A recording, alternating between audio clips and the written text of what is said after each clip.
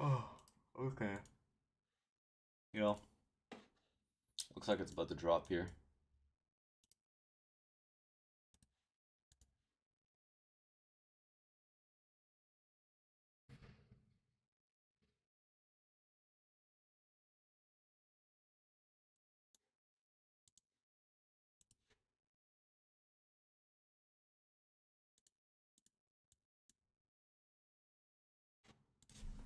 Volatility is a little bit higher, so that might be actually something I'm interested in here.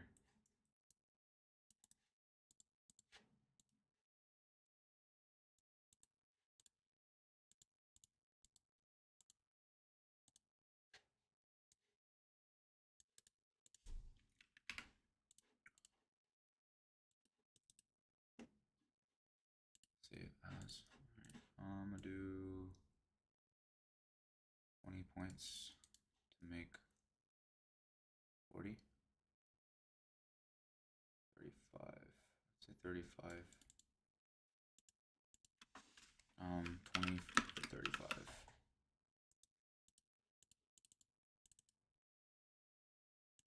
Or save as 1.75 R.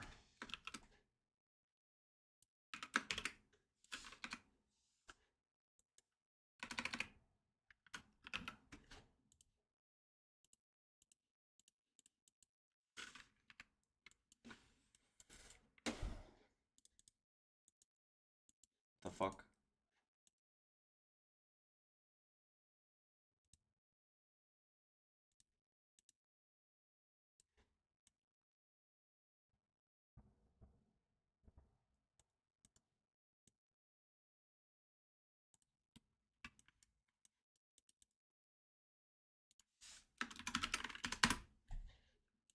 Definitely got to size down, right? Let's take a look at the ATR here. ATR spiked to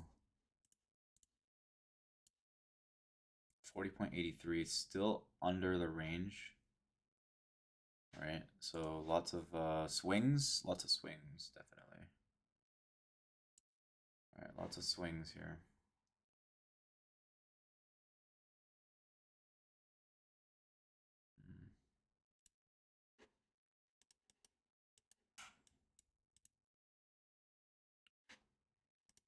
Actually, you know what?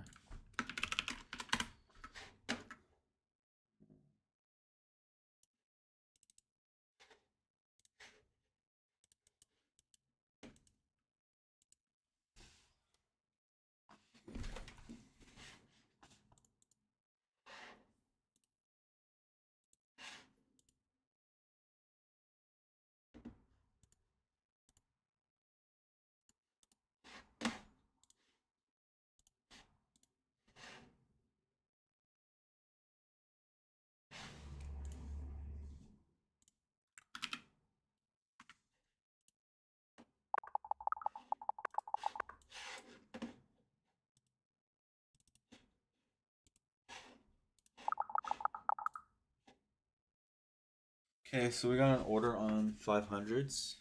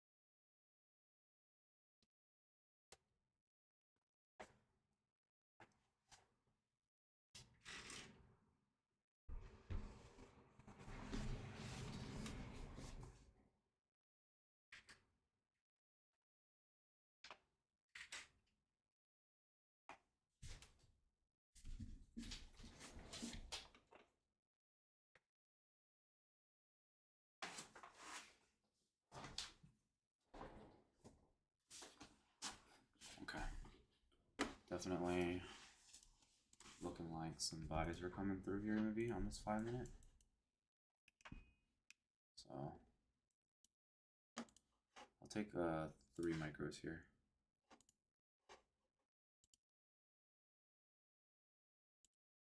I didn't even realize.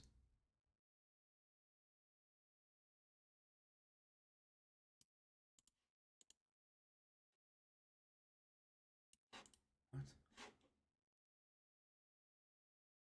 Oh, the fuck?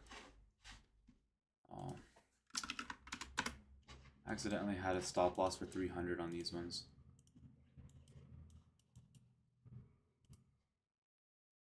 So, yeah. Oops. Stopped me out and then it ran a little bit there. So I'm gonna jump in back 3 longs here for $600 here.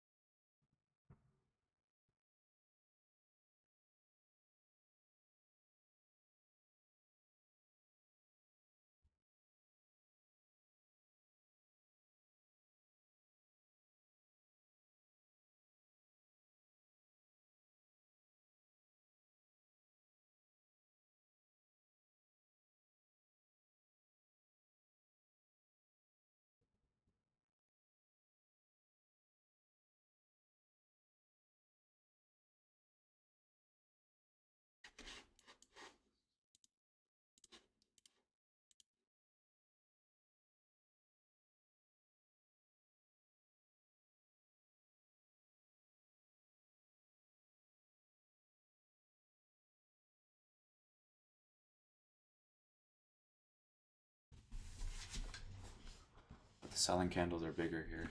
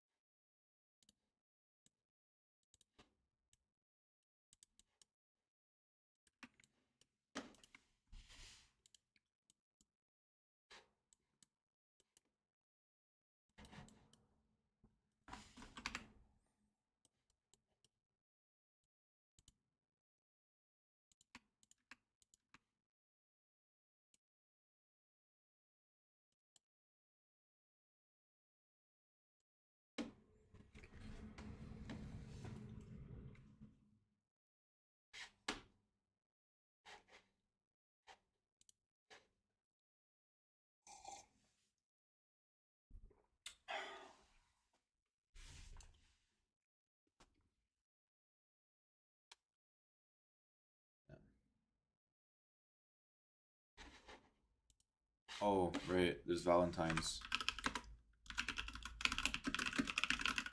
Valentine's trading view.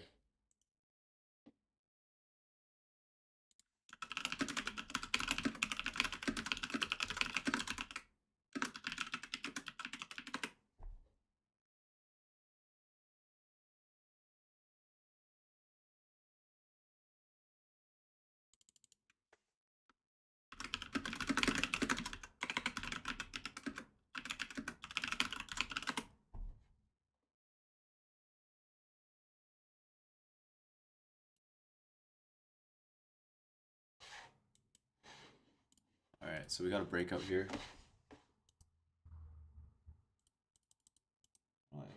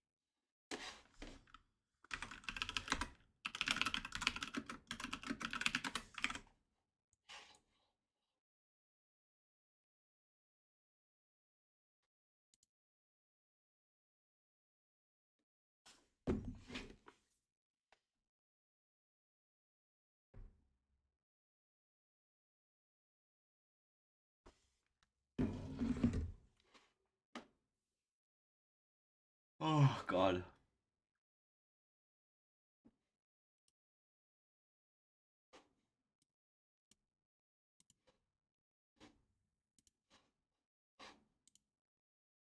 What day is it today?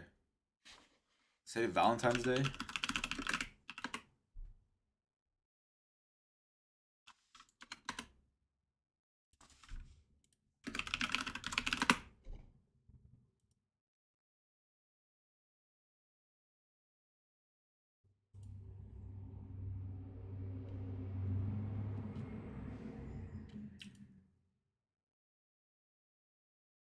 $17.98 per month.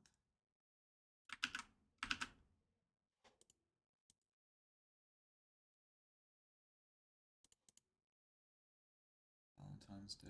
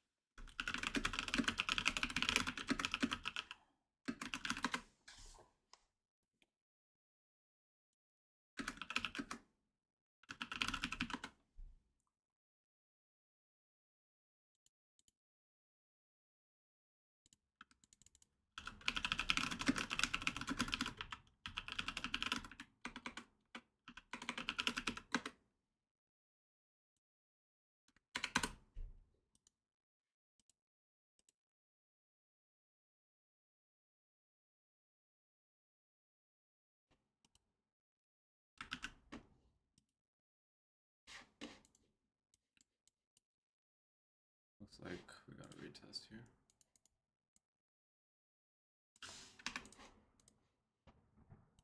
.5 minutes, so.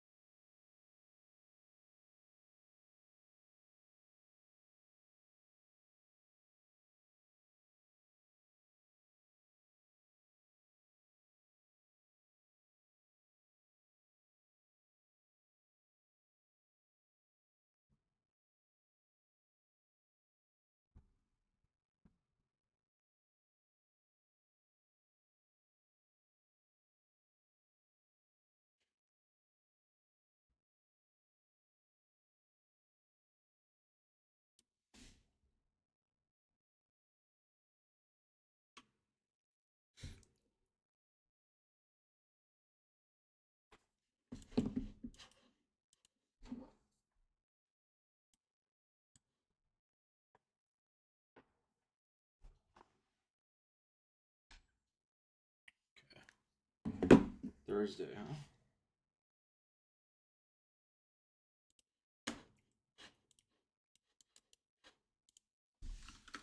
Yeah.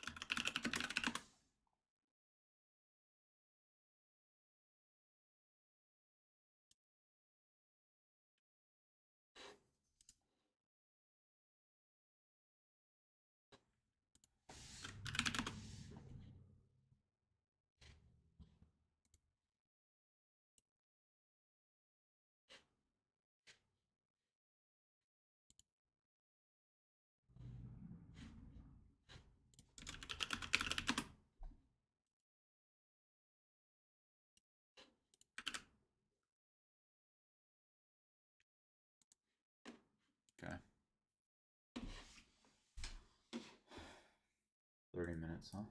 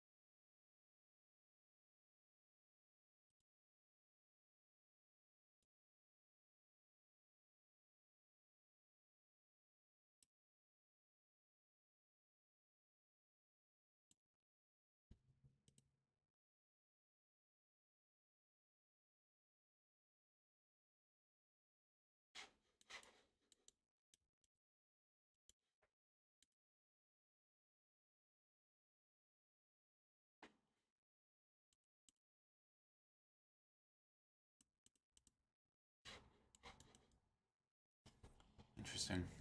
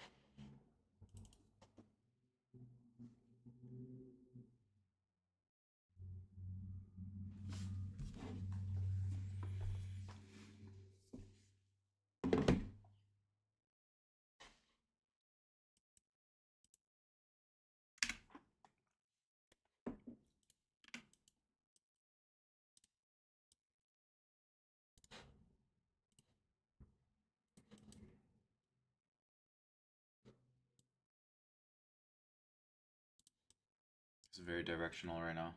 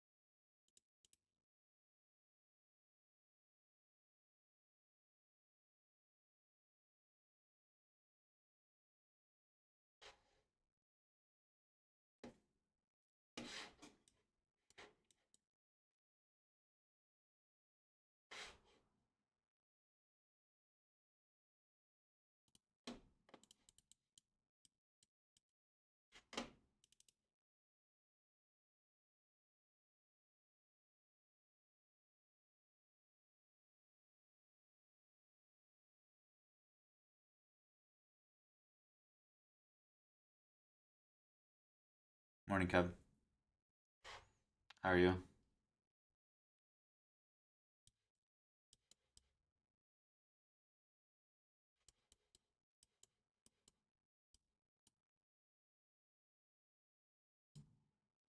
Looks like it just keeps going higher and higher, bro. Seriously.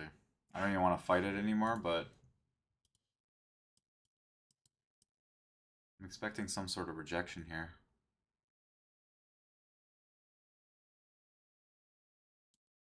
So my stop loss, what needs to be up here?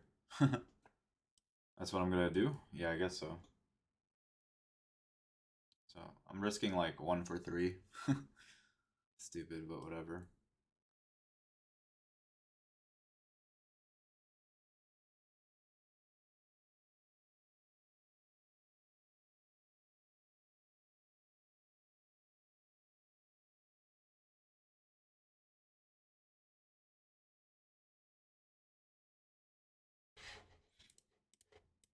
How's your morning?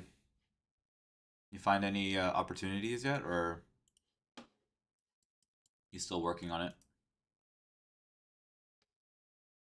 I'm gonna add 5 more here. Reduce my risk to 520s here. And I'm gonna do half of the stop loss. So that's gonna be my stop here.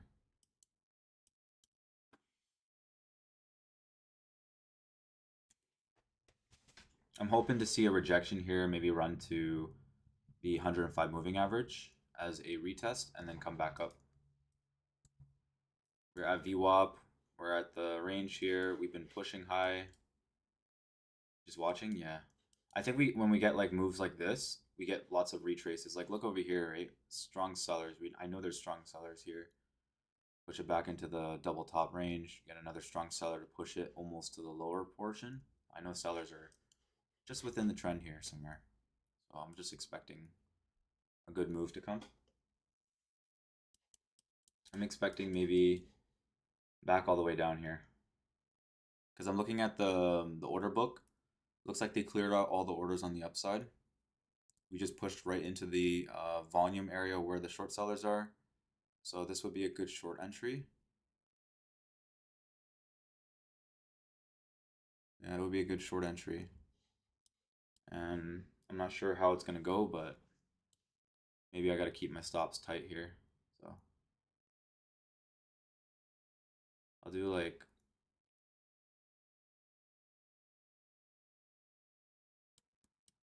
1 for 2 because that's all I really need. Gotta let it breathe a little bit. 15-minute candle closed strong. Yeah.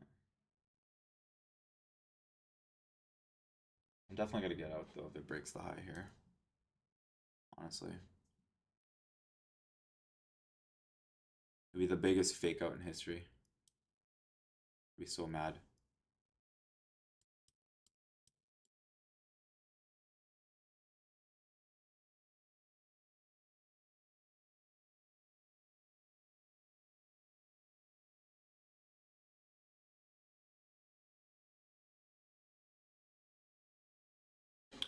Could probably take a look at YM. YM kind of hit the double resistance here, right? Flat resistance. We're below the 105 moving average. As long as we stay below that, we're going to continue lower, right? We can definitely keep on going today. Let's double check here. 15-minute chart. Yeah, we got some key levels here, bro. Just right here, right? So I think, if anything, this is a double top. So we might come down here to do a double bottom here, 44 100s, right? On YM. Now, NASDAQ, I'm not so sure, but it's already filled 50% of the move here, and maybe I think we come back up to 66s, actually. I would hate that, but you know what? I think we're going to come back up to 66s here.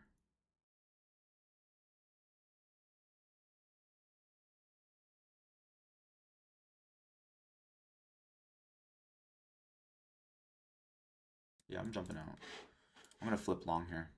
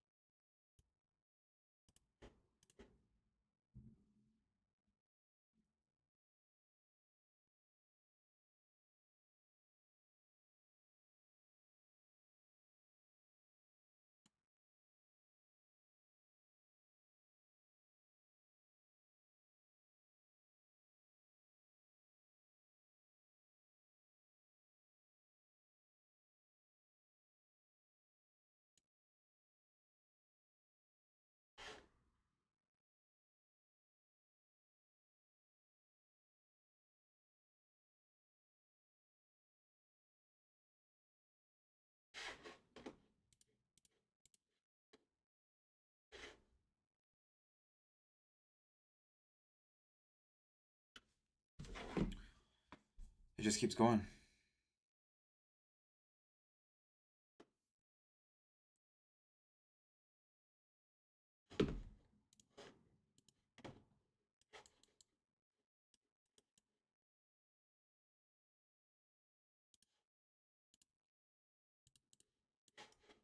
I think I'll jump shorts on this if it breaks below that. If it breaks below this, I'm jumping shorts.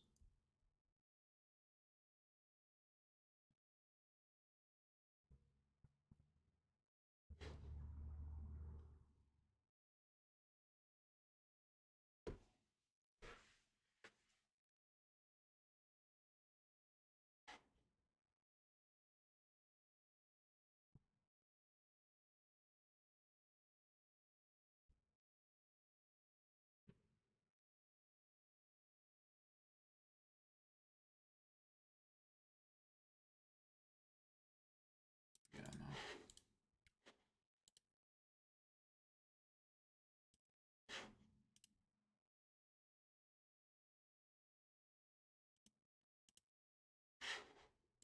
Alright, I think we might get a retrace here.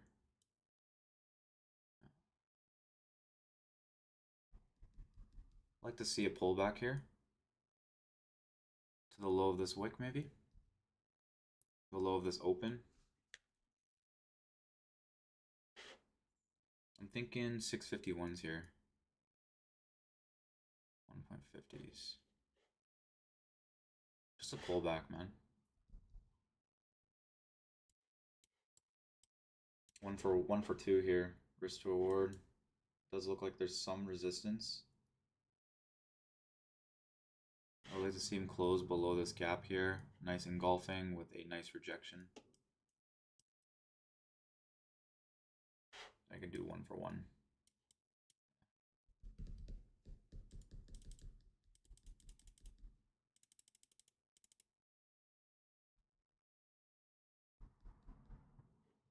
About 5 more minutes before Powell starts talking. So I'm expecting a big move here.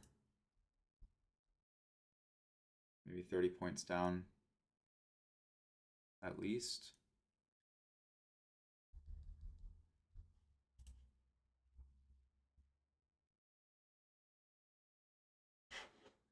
I think right here, 650, 650s. Coming right here. Coming right back down here. Pump before the news, right?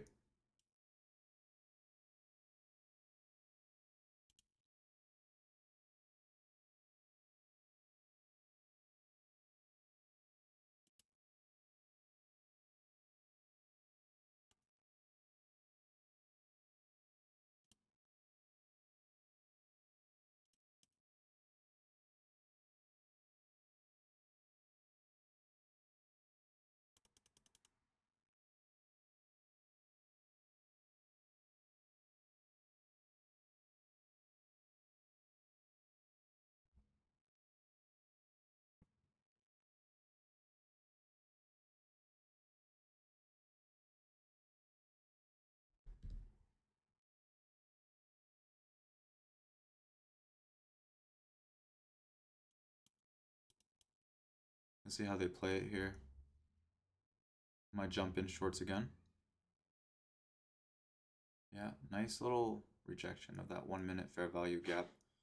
The only fair value gap right now we have in play is 640s, so 640s would be nice here.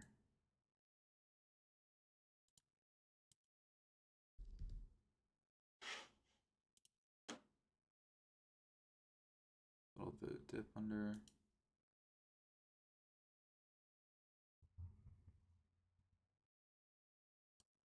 Might let this play out. I might let this play out.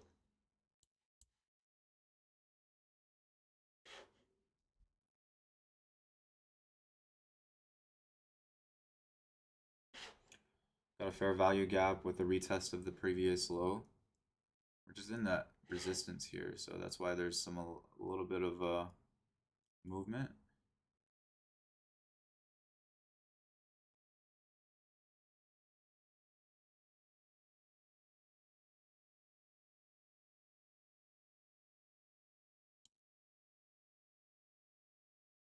I want to see right here first, retest of the 60s.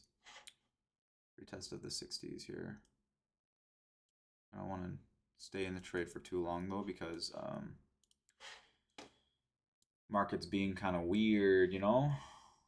So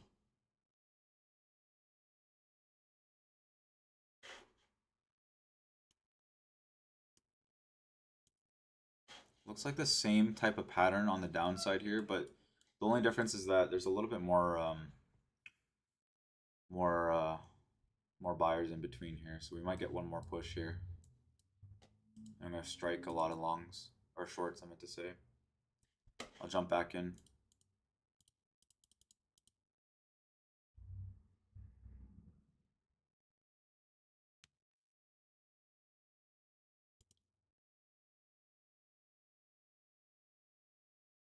Should get a big seller here. On the order book, we have an order on 700s, which is where the stop losses are. So I think we have some light volume of stop losses at 700s. They could get wicked out, honestly. Yeah, I think we could get wicked out here. I'll jump out really quick and see if it jumps back up to 700s, and I'm going to short right here.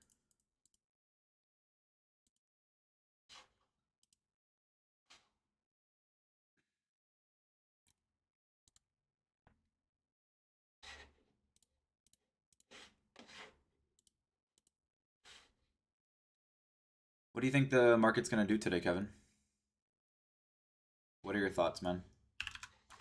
What are your thoughts?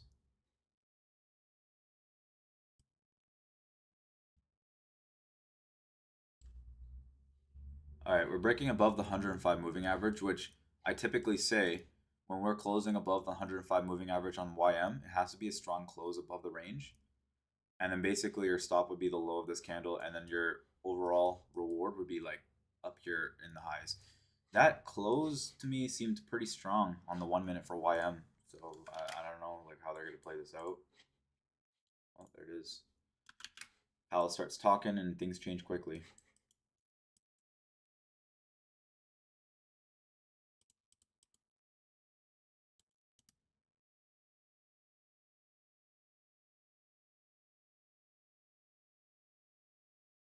You're bullish?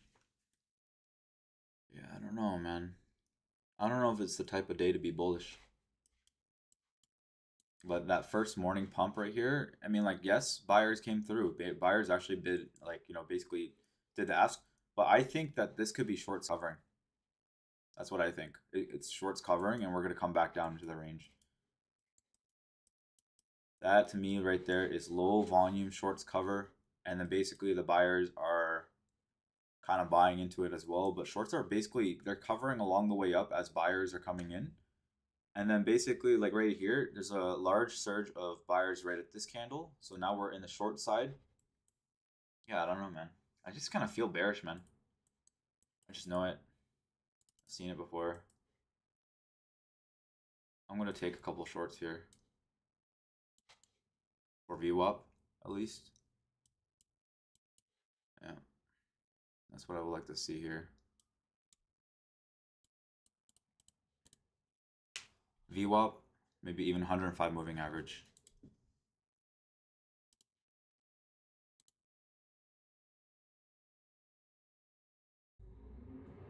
Yeah.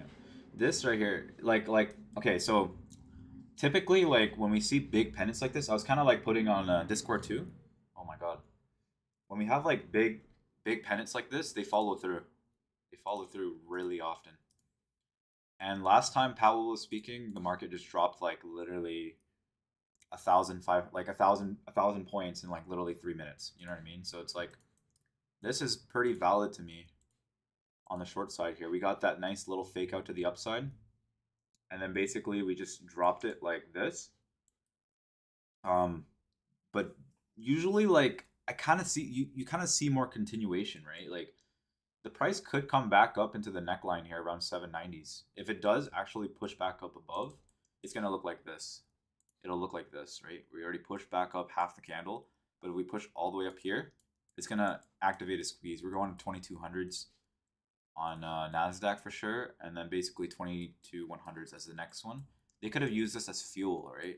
as fuel for the short sellers to jump in, but I kind of don't really trust it at the moment because it's this right here was the biggest factor to it. This right here tells me that we're more in a downtrending market, especially after it just broke out to the upside and it instantly rejected at 830s, right? So institutions are in play today. They're just hiding, the institutions are manipulating price, and I think they're going to manipulate it back to support, which is right here. This support, they could also flush it all the way through, and we're going to have a really big red day today. That's my thesis on it, but I've seen them follow through, like where we had this big push up and then a big flush and then just continues all day. Which is why like I'm kind of like looking at YM and I'm thinking the same thing because YM, yeah, look at YM, right?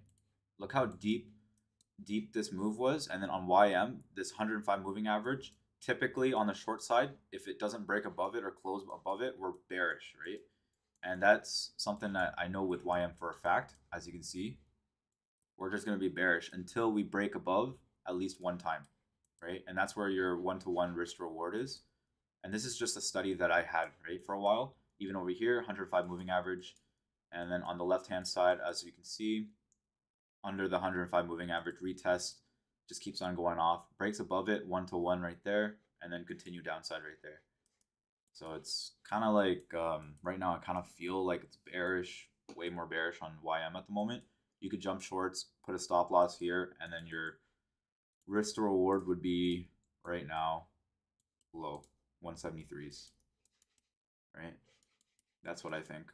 It could go further than that. It's just like you just got to trail the 105 moving average. Yeah. That's what I like about YM, and I still believe in that thesis because it keeps, yeah, it's just so much more bearish today. Like this right here was another indicator for me. Consolidation, failed the consolidation, broke below it, printed a lower low, came to equal highs, not even equal highs actually. Came back down, broke another lower low, and then squeezed all of the short sellers here, the ones that got in early. Got to the resistance, at least 50% of the move of the whole sell-off here, 50% of it, and then basically retesting a previous high or a previous low, and then also retesting some consolidation here. And basically now we just have a big ass gap to the downside on the support. I think I have like quite a bit of yeah, it's definitely feeling a lot more bearish now watching it. Yeah.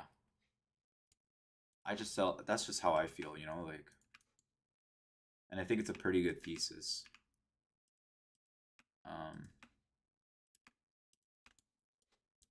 So yeah, we could come back here. This is the breakout area as well. We just broke out here, and then you can see it kind of bouncing off of it, right? So I don't know what we're gonna do here, but I do want to try one long here, maybe. 50% of this gap retrace, little push up. I'd say like 150 bucks for me, and that's all I really need here. I'd like to see a push up here, past the account.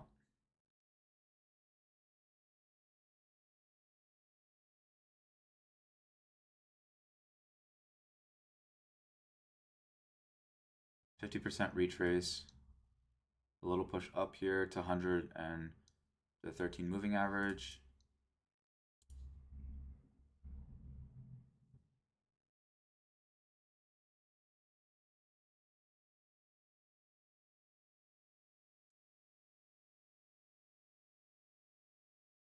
Okay, so got stopped out there. Looks like it's going to continue, right?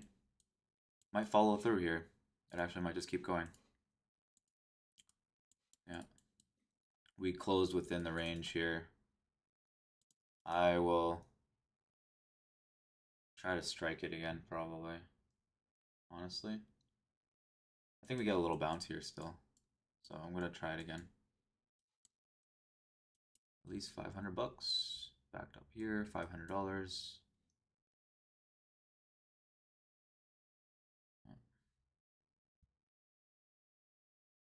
Yeah, I like this one. Definitely a double retest of the highs here. Yeah, just show me a little pop here. right above the range here a little bit. On the right, maybe the 40s. All right, so I passed my account, one of my top step accounts, and I'm done with that. Took a little bit too many trades today. I think I took like, yeah, a little bit more than I expected, to be honest with you, but I just saw there was a bounce coming there because there's the 105 moving average bounce. Let's take a look at YM, bro. I'm done right now with my account for this one, so yeah, YM kind of looking a little bit more bullish here. Look how they're retesting this right here. Retesting 50% of the move. They definitely could fill lower as well, so I kind of like want to be sure.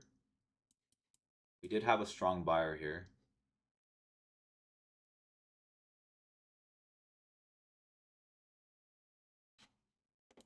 Let's see. Just gotta wait for that. Maybe it might break up, like a break above here, retest above the VWAP one more time. If it does that, that means that it's more sideways trending right now, and it's possible that we come back up to the highs. If it breaks above this 105 and then stays above it. But this is definitely 1-to-1 if it breaks above it. I would say entry there is kind of disgusting, and VWAP is too disgusting. So I don't know. I'll be real with you, Kevin. Right there is kind of low to me. I don't know. I don't really know what to expect here. Maybe 1-to-1 would be this VWAP here, right? If it breaks out here, the VWAP is going to be the target. Yep. VWAP does look like the target here. And then it's 1-to-1. Yeah. Oh yeah, and then we could take a look at the book map too, right? Let's see what book map tells us on YM. Bro, I got addicted to chess, man. So addicted. Beyond addicted, man.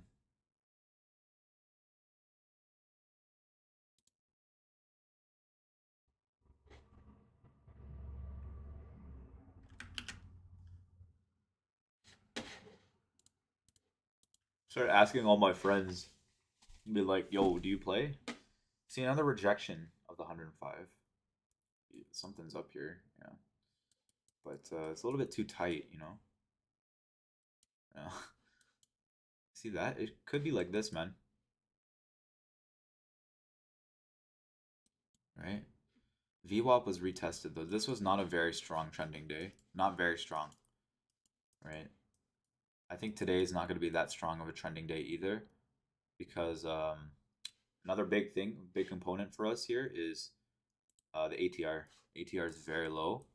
So your profit amount is going to be very low too. Like right now it's at 73, which is actually it's above average. Yeah, YM's right now above average for the past week. So that means that it could have follow through on any kind of move that you're looking at. And yeah, dude, shorts. Yeah, dude, I don't know. For me, like I would take this on a practice account. I'll do 3 on the practice account here. My stop would be high of this candle because it should not break above high of this candle if it's bearish. And your target would be low of this candle or potentially low of the market here. That's what I think. Yeah, I definitely think that. I want to see that. That would be cool. It should not break above that, to be real with you. You can also get a really good entry here if it comes back up here and then put a stop there, but it should not break above that. If this is bearish pennant, if this is bearish, it's not going to break above that.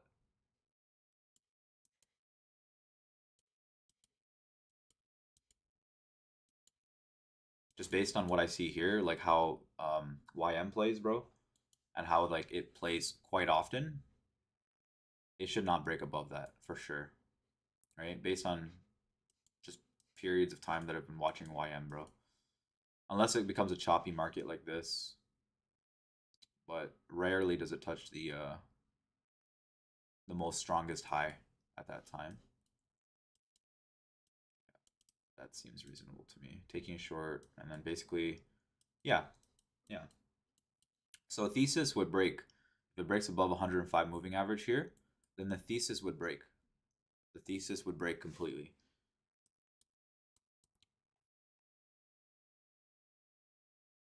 I don't like how the buyers are kind of holding it. And it looks like the 13 moving average is curling higher too, but fucking 13 MA. The 105 looks strong. I don't know, man. Yeah. See. Yeah, you know what? I think this is gonna break. It's one of those things. So I guess we're doing it the other way then. VWAP as a target or prior high here. Oh, get chopped up on YM, bro. It's crazy. Holy shit.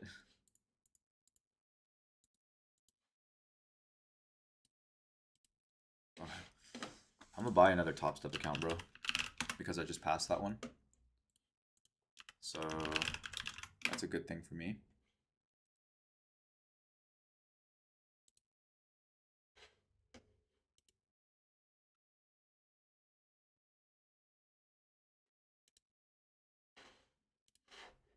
Took a while though, but I fucking did it, bro.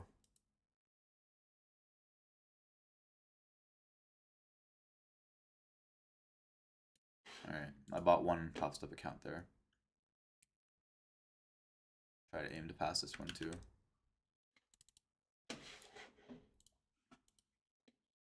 Alright, YM.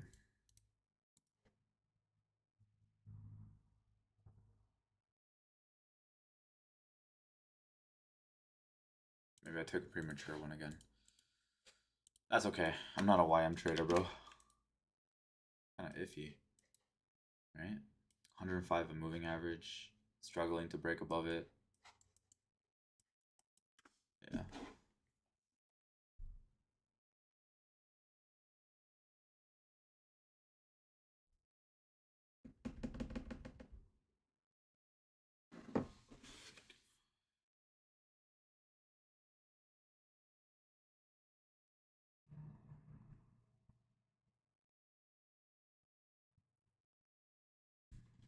Okay, so I think I'm gonna go for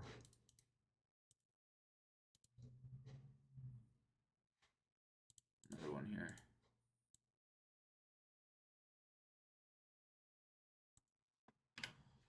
Yeah, dude. See, YM is bouncing here. Maybe VWAP. Yeah. Broke above the condition here a little bit. It's above the 13 moving average. We closed above the 1 minute again. We tried to like close above it the first candle, rejected on the second candle, came back and broke above it on the third candle. So this is a entry condition here. Entry condition here. Yeah, I might try it on my combine here. There you go. Entry conditions. Risking 250. And I'm going to try to make 250 here as well. On the combine.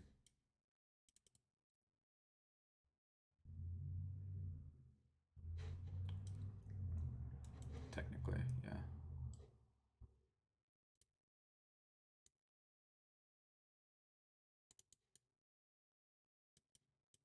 You know what?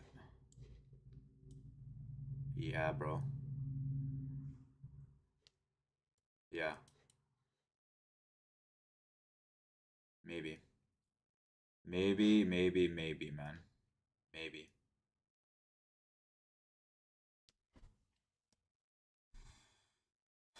Let's take a look here. Check out NASDAQ. NASDAQ's pumping, bro. Right off the support there. Yeah, let's take a look at YM. Wonky. Yeah, looks like they touched the gap here on the YM here, but I think we might break above that, man. Possible. VWAP here. I hope it goes here. VWAP maybe 44, 380, $440, right? That would be ideal condition. This is like a good exit because this is the high of the wick.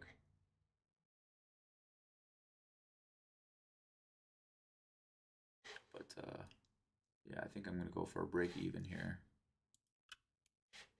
Break even on this trade. Slightly break even. I'm gonna move my stop up a little bit. Yeah.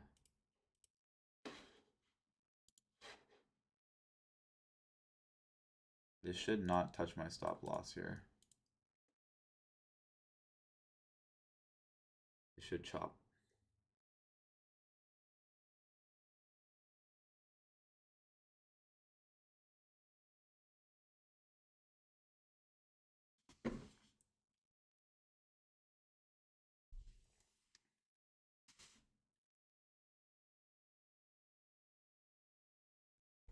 Rarely does it do that, but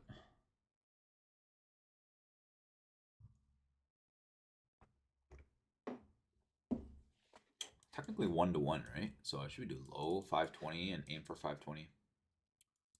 That's what I'm gonna do.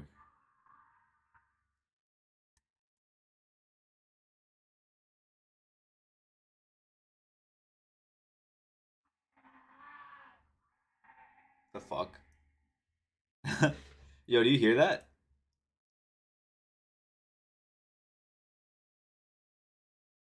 Someone out there's tweaking, bro. Someone out there tweaking. Okay, so 200 bucks. Previous high here. Kind of bullish at the moment still. I think I'm going to use VWAP as a target, honestly. I think VWAP might be the target here. There was a guy tweaking outside. He's just he's just fucking tweaking. Yo, like that's the thing about Toronto, man. Like if you live in the city and shit, you just hear tweakers, man. You just hear them. Just hear the tweaks. All right. You know, let it ride here. Fucking Nasdaq is running, bro. Like this is gonna break over here. This is a gap up above. I am thinking about taking profit here. No, man, I can't. Yeah, I can't. You know what? I'm a pull out here and just expect them to chop it here. But this is right here is 1-to-1. That was not bad. The 105 moving average is still flat, so I'm expecting a pullback. Maybe we can get another entry here. Right there. That'll be a good entry. All right. It's almost 1-to-2, really. That one was a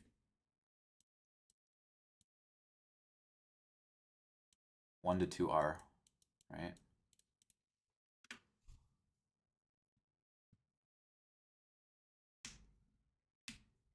Yeah. Okay. Nasdaq's breaking out. Nasdaq's breaking out here.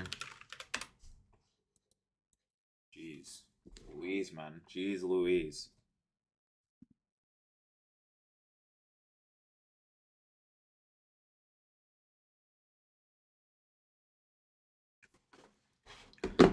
Here.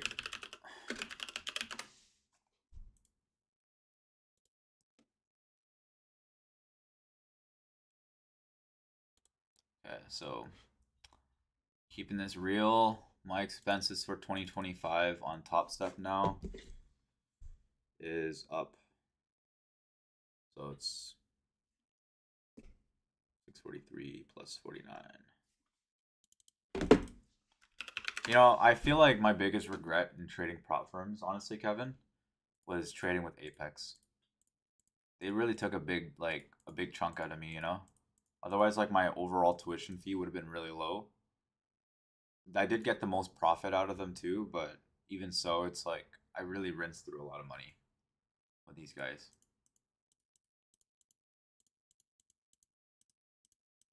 But I'm pretty sure I'm gonna get another nice payout. I want to be super consistent with Top Step, especially, so that's what I'm hoping for.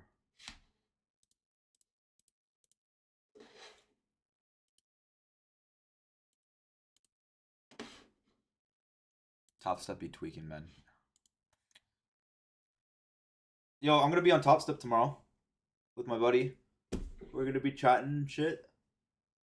It's nice long, man. YMs are going out well right now. YM, man.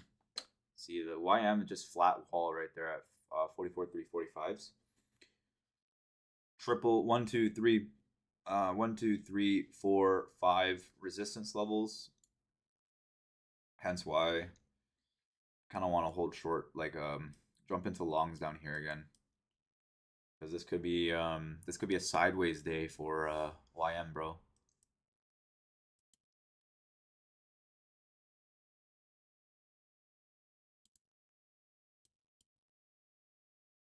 Yeah, here, maybe down here.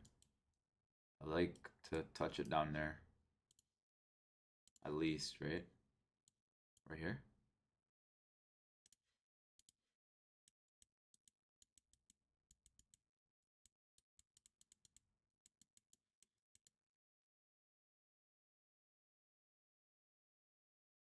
Why? Did you catch anything? Or it's just like I don't know how much like my stream delays, honestly. Like I felt like that was like the best trade there. Yeah, it is moving like dumb shit right now. And you're right. It is dumb shit, bro. Like this right here is dumb shit, but watch it. Watch it. Right? We got a really nice gap closer here on the left on the right hand side. I think YM could come here to retest. 50 MA. There it is. There it is.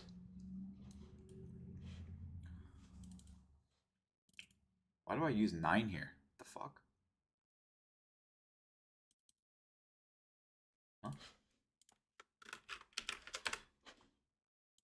Oh man, it's been 9 this entire time? Jeez, man. I would have jumped in long. You know that, right? That's crazy. Right here, I would have jumped in long if I knew that was 9.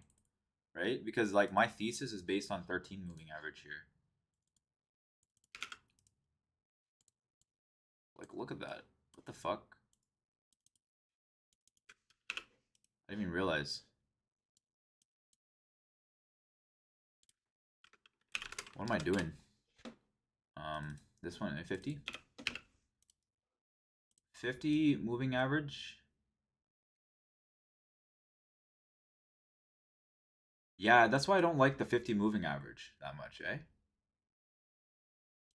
Like look at how it is in comparison to like the 105. This is yeah, the 105 and then this is the 50, bro. Like hey yo. I think it might be a little bit early. What? You just jumped in?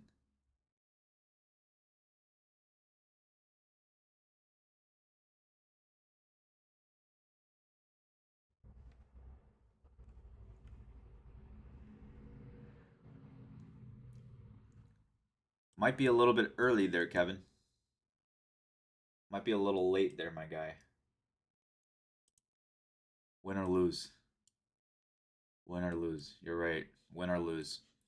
This could be a target here. If we crack here, 44.38s. Some resistance here. There's resistance. And a little bit of resistance here. This could follow through. That's 50% of the move on YM here. Right? 50%. 50%'s right here. But yeah, maybe 200. Maybe 200. Maybe over VWAP. VWAP is a resistance, bro. Win or lose. I hope you took micros, man.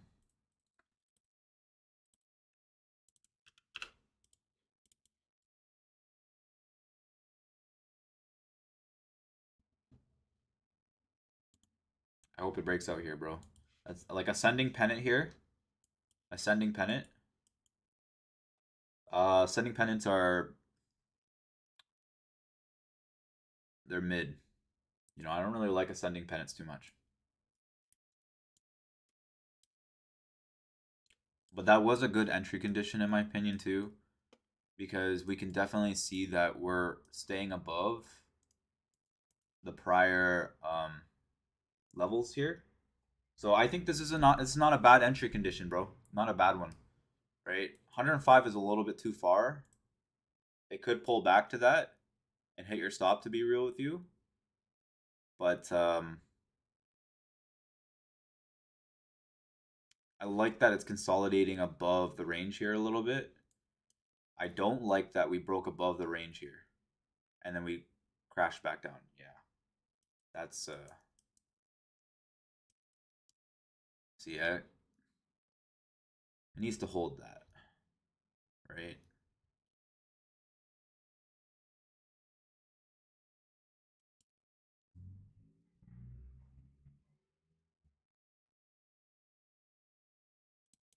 Yeah, like okay. I like that. I don't like how Nasdaq is rejecting a little bit, but Nasdaq could squeeze still. Nasdaq could squeeze. It looks like it ran to my weekly level though, right? And it's rejecting that. Hmm. Tough one, bro. I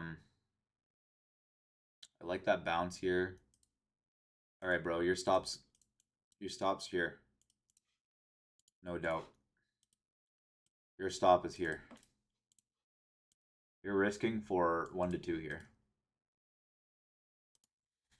That's yeah.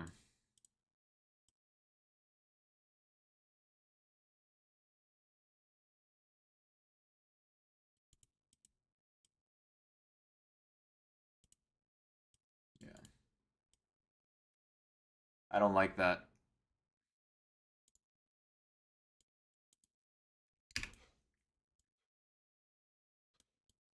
See, this is the problem here for you, man. Your risk should be down here. Technically. With this entry condition, it's not very ideal. That's 1 to 1. I'd say 110 points, but are you taking micros or are you taking like a full mini?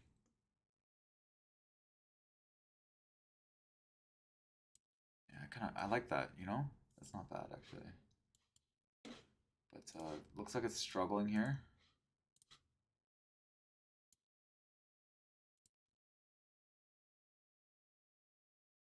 It already broke the highs once.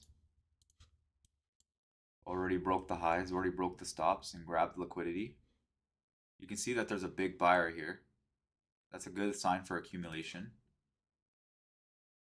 And we got a big short seller in this candle.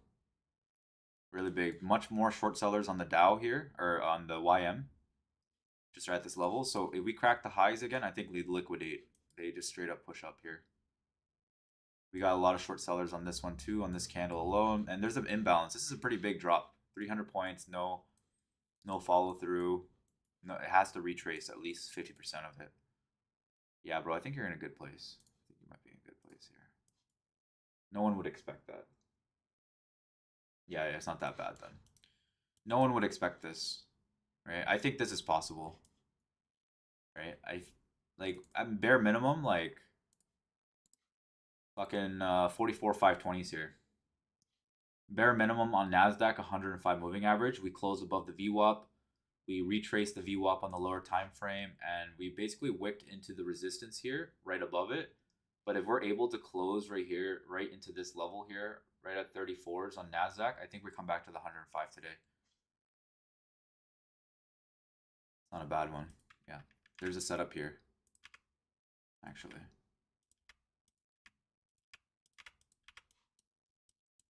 Yeah, maybe I'll take that. I think I might take that.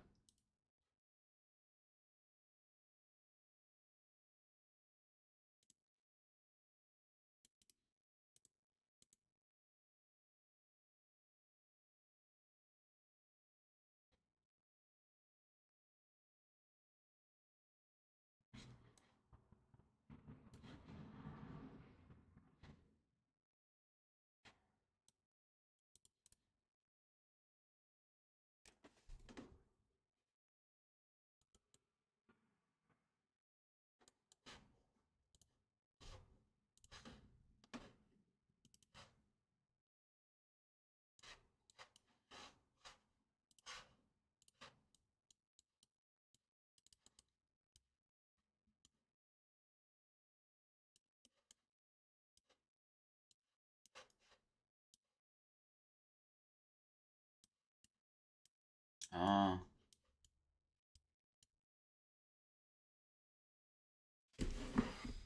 All right. That actually looks good.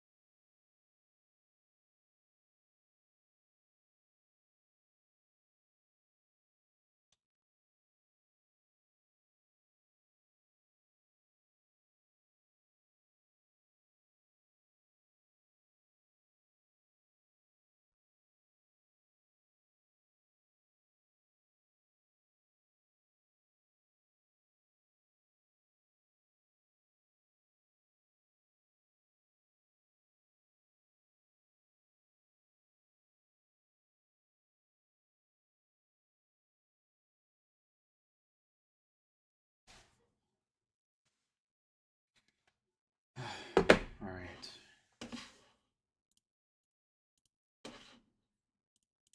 I like that. 13 moving average. Really dense here on the 13 moving average. I think we're about to get a bounce here. Big one. Big candles coming here. Super slow consolidation.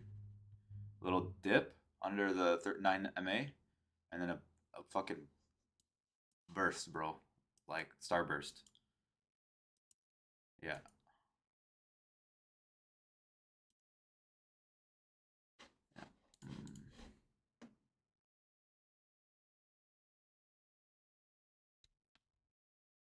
Mm.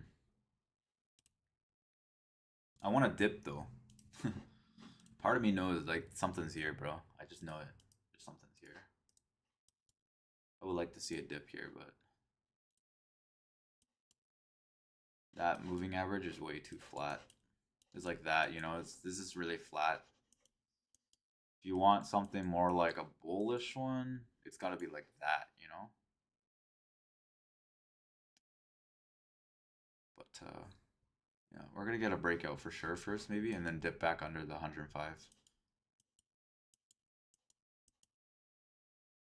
Like that, you know? That's nice, right? That's like after a big dump too, and right after they retrace above it, they immediately go to the prior high. But the fucking problem here is that there's no prior high. You have no leverage here. Still. Only previous levels up here. This is the resistance.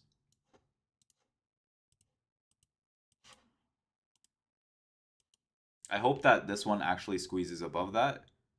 Otherwise, that's how I'm feeling right now with that. Alright. So we're pushing right now.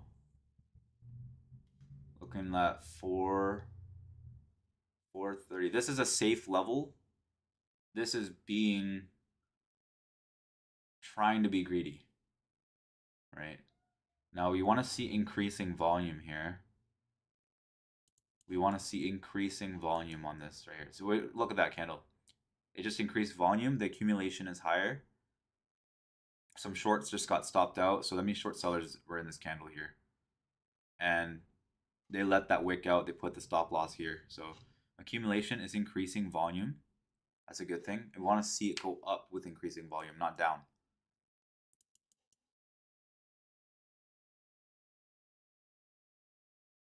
That's a nice candle. Right? I like that candle. All right, let's take a look at NASDAQ for me then. I like that. 1-to-1 free trade from here on. Yeah. Stop loss, break even. No way you can lose. All right. The ATR on YM is pretty low.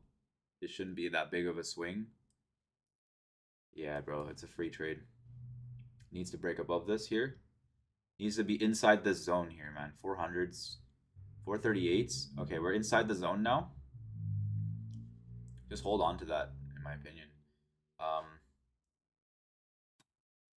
Looks good, man. Just needs to break above that. And if we do break above it, I think profit target should be... I think the profit target should be in here. There it is, man. There it fucking is, bro.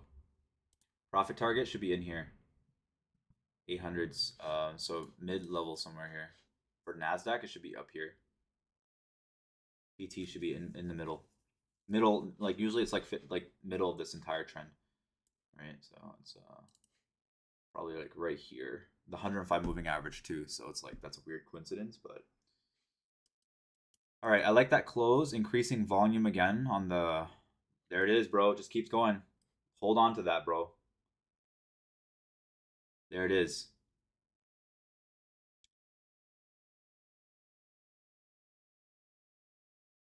There it is, bro. 2 to 1. Good shit, man. Free money, right? I fucking told you, bro. This is it, man. Not me, but like personally, like whatever you saw, you jumped in, right? You jumped in. All you, bro. All you. But I need the win. Yeah, bro. Good shit, man. See, that was something I just it's just like that's it, man. That's look at like the entry that I had was great. I got out pretty early, I'll be real with you. 63s and stuff like that, like maybe even 58, so just like 1 to 1, 1.45. But hey, man, I had the right idea here. The idea was there. Yeah. But good shit, man. That one right there was pretty. There it is, man. The fucking dump. I love that, right? You see that increasing volume, bro? You got a profile of that in. That's a good read. Right into the resistance, immediate rejection. Right at the highs. Not bad. 105 moving average got touched on NASDAQ too, so I don't know. That was pretty good for me too. Mentally, like, I just like that I was right about that, you know? I don't really care if I didn't take the trade or not. I didn't have the right entry conditions or criteria, but that was it, man. I'll be right back. I need to go to the washroom.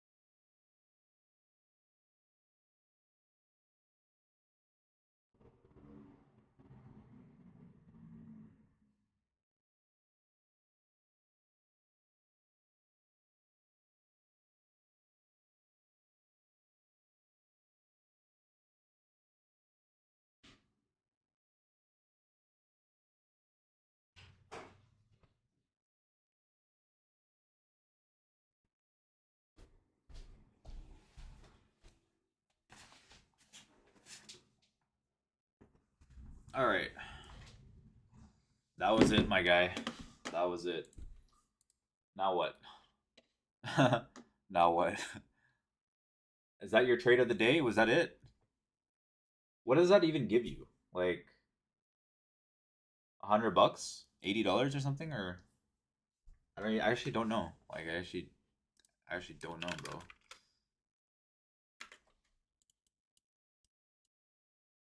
Okay, I'm comfortable with taking shorts here. Yeah, I'm comfortable with taking shorts here. I am definitely comfortable with the shorts here, bro. All right, I want to see it come back into the range here. I think that one right there was a liquidity grab. So I would like to see a pullback here. Really strong pullback. Strong pullback here. I want to see it all the way down.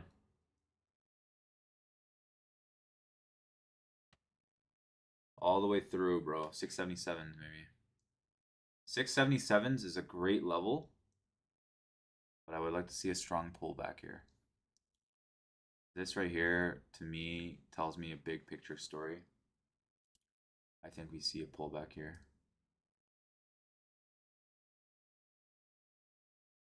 I'm going to jump in another short too, maybe. On the upside here.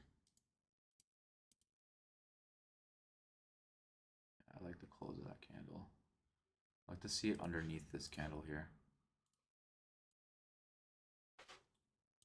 Okay, volume profile is telling me here on the book map that the orders got filled. 800s has got an order too, but 650s or 677s here. 77s maybe, 677s.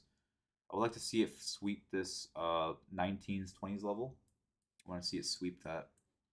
I want to see it run under here. 705.50s will be my first target maybe. Yeah. Under that. Come on, sweep it. Sweep that. Yep. Right there. Under. Come on.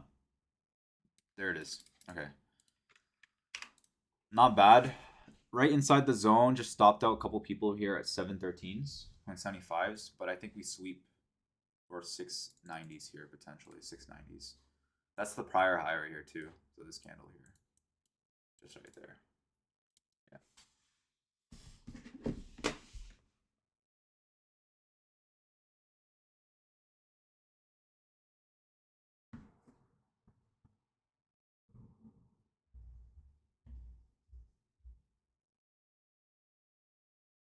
Okay. And I'll take one last trade somewhere here. One last one. And then I'm going to probably just call it a day on this combine.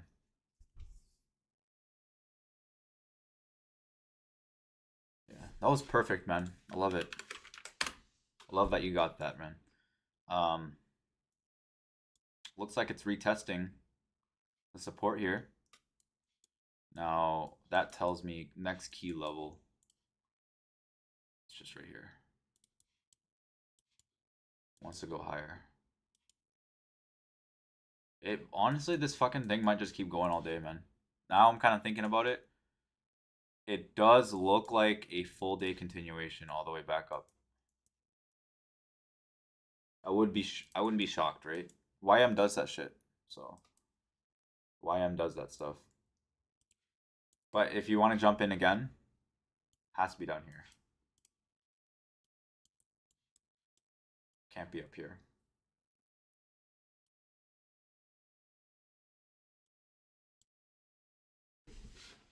All right. Take a look. Play some chess, bro. I've improved. You want to play some chess? Let's play some chess. Play some chess. Play.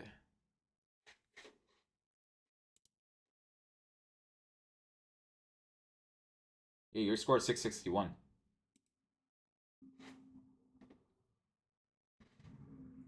You have a high score, bro.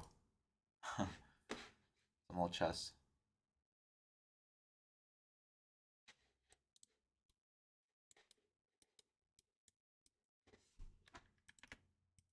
Yeah, down here. All right, looks like Nasdaq's pulling back too. So, all right, Nasdaq's pulling back into the zone here. Nasdaq could come back down here. All right. Nasdaq could come back down here. Right here.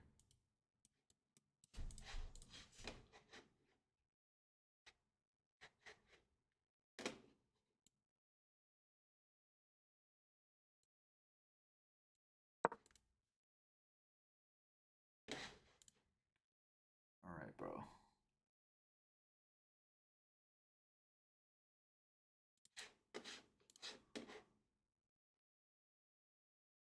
Okay, we're in that area, dip buying area here.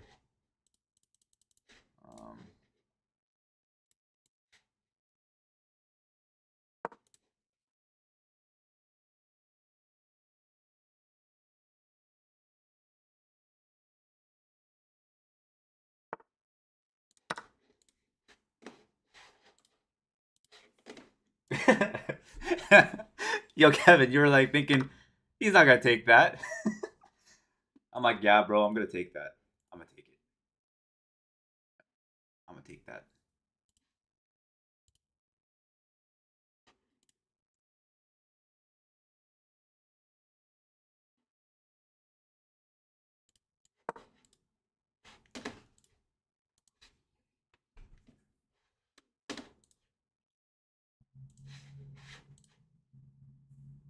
that bounce. Good level there. Nice area of entry. Now I'm kind of thinking this might be possible today. Right? Get a little zone here. And this is really nice accumulation. So this kind of feels like it's right here. That's a good level today. This level is possible. Liquidity is showing on the map too. Yeah.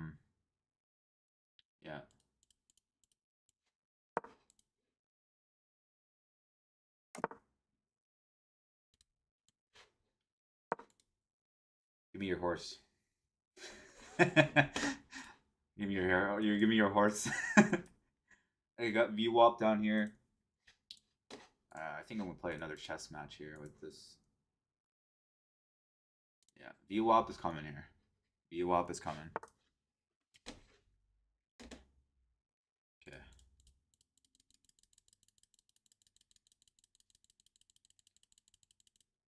There we go.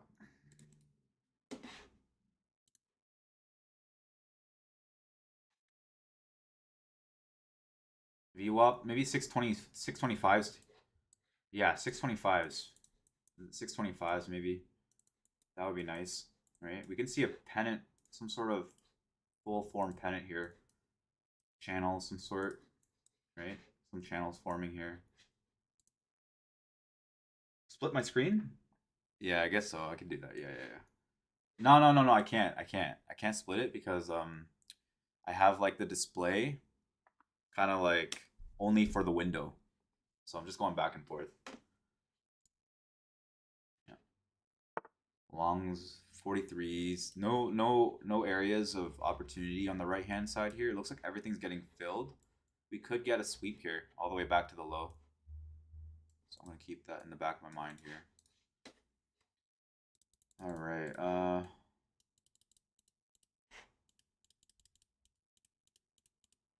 right. I'm gonna do this.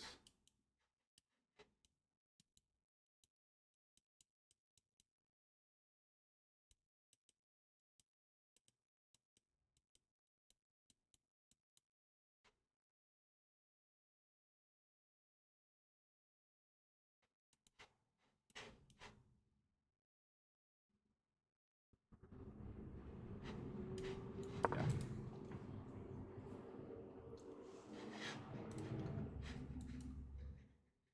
Could be a sweep here.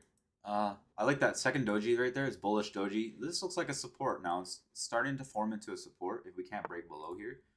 But I think it's very likely that we kind of trend sideways here and touch VWAP again. I think we're going to touch VWAP again, just ideally.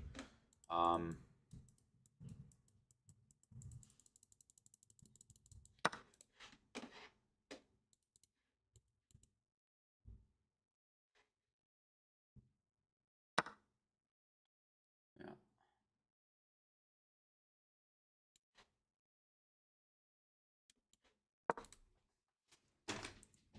I think we're going to touch VWAP.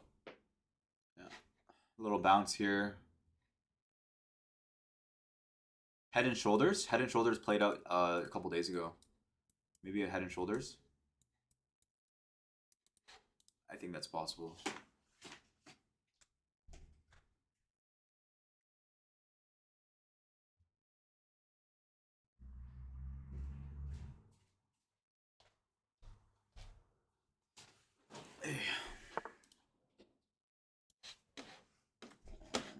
Head and shoulders.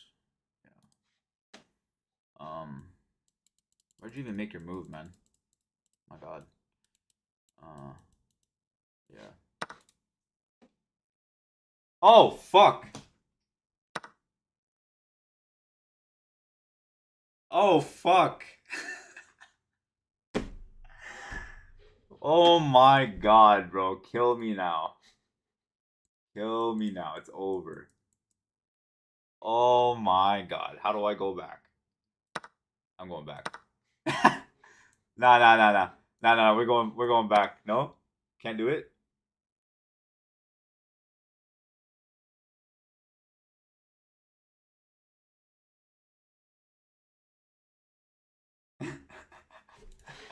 Can't go back? Nah, dude. No. Don't do that. Shit. Fuck. Oh no. What do I do? What do I do? All I can do is push forward, man.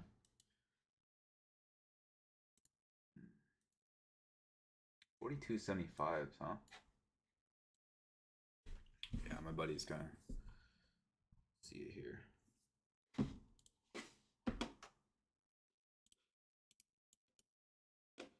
A little trade off here.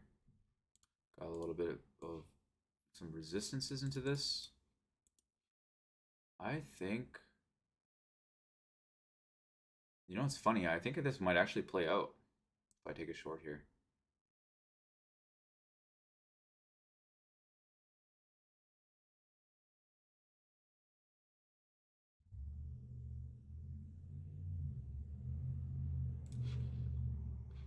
I think this actually might play out. That's the funny part. Accept the draw. I draw it.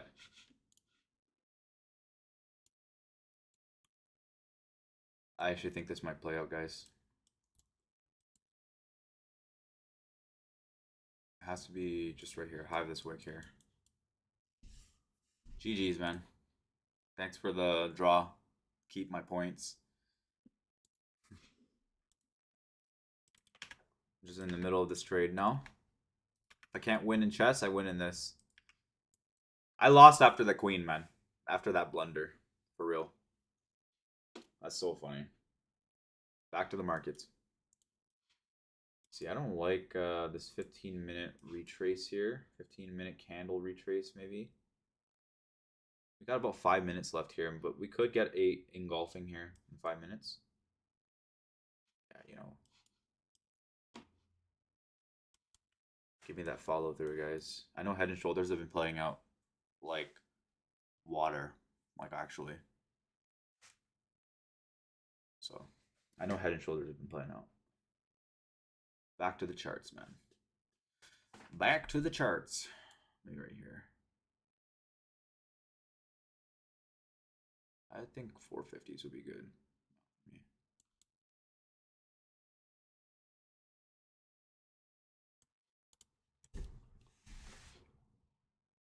No? Alright. That to me doesn't feel right, but Head and Shoulders have been playing out. 15-minute chart, bigger wicks on the upside, huge engulfing here. Full on sellers on the left hand side is much stronger, but I don't know. Buys, buys, buys, buys all the way up. One big seller, one big trap. Lots of sellers here too. Yeah. That was GG's, man. Fun game. So they got an order on 750s here. Hope I don't get tagged out. There's a stop on 750s.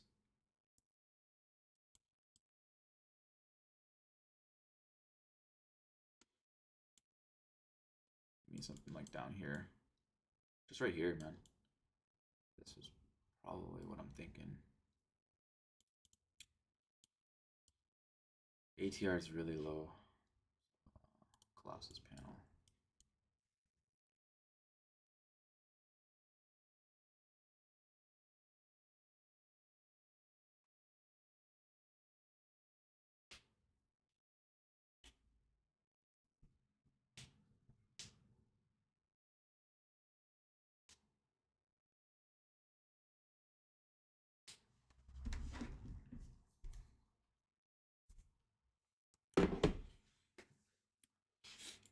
Order on 750s and one on 800s. No liquidity downside.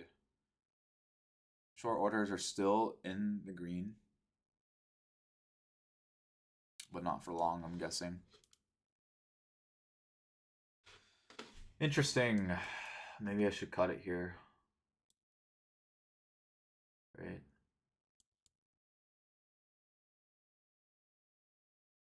$13 moving average is flying, bro. Flat 13 moving average.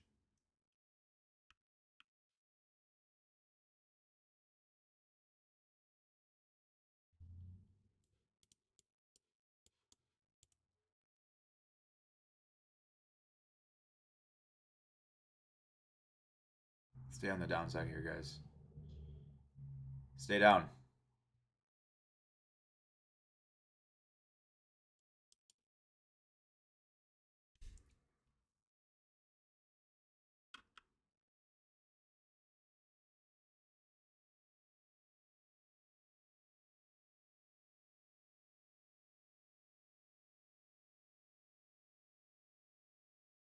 Get.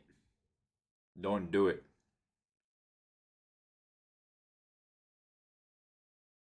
Bruh. What the fuck?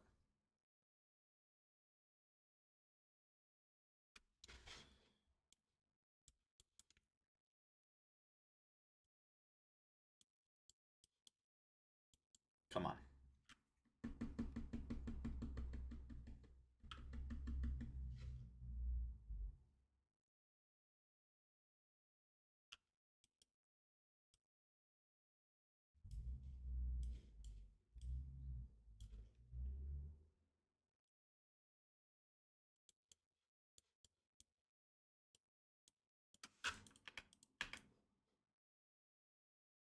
Something, right? Something.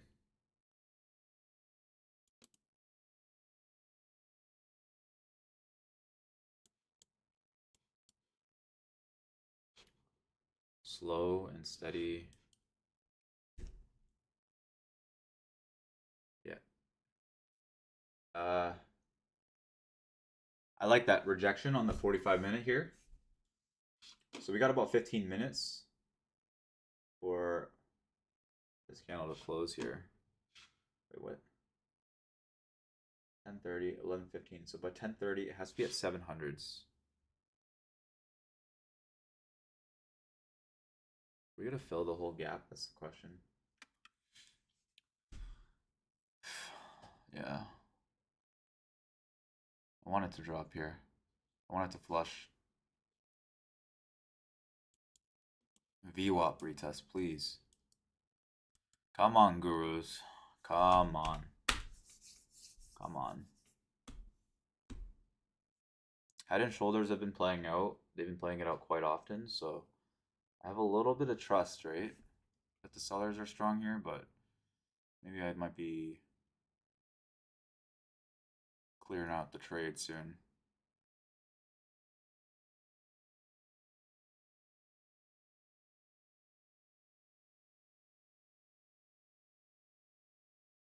Nah. No, sir. No. And hell. Right? No way in hell.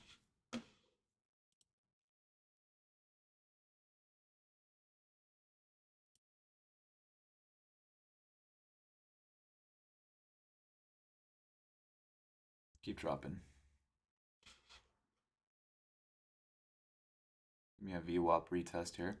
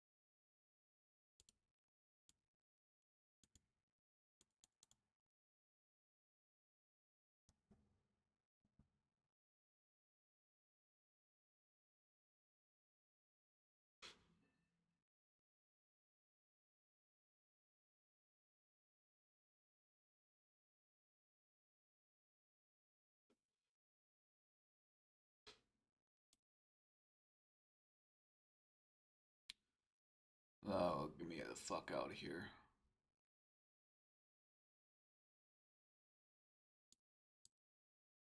I want head and shoulders. Play out.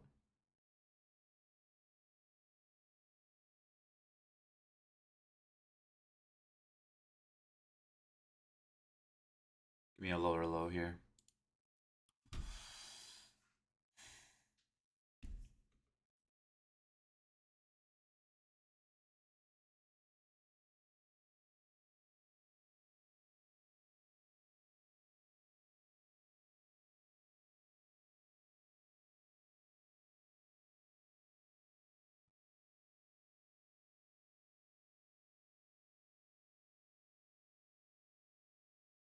every 3 candles, one big red candle. Might be a pattern that we're seeing here on the 15-minute chart. So every 3 green candles, one large red candle, every 3 green candles. I think in 7 minutes. Like we'll see in about 11 minutes here, if that's true. This one right here tells me that we got a big seller here. I think we're going to retrace 84s at least. 84s.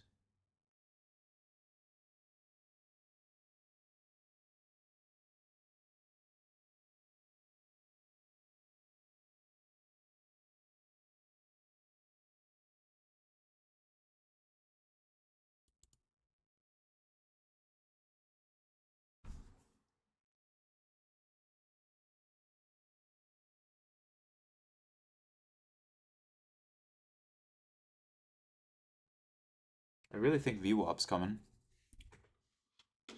Let's take a look at YM too. YM's dumping off that level. Come back into the range here, maybe 360s. Yeah, I believe it. Sellers are coming through a little bit more here, a little bit stronger. I would like to see this flush follow through here. Try to fill the right hand side of those gaps. Lots of gaps on the downside. Powell is talking, so is Trump, so I expect a big swing downside here. Alright, give me a fucking flush here, man. Just flush it. Another 500 bucks would be good. Yeah.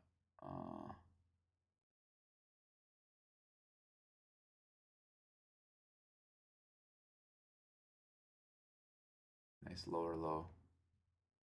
Give me another lower low. Nah, you guys are coming down. I know it. I know you guys are coming down. These nerds, man. Should have taken profit. God, save me now. God, save me now.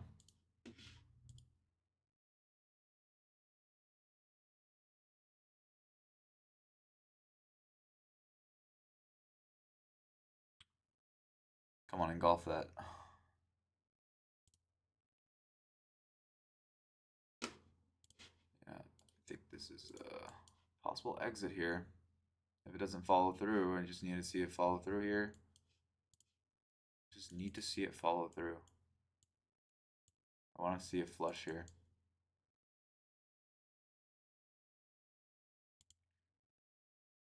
One big candle.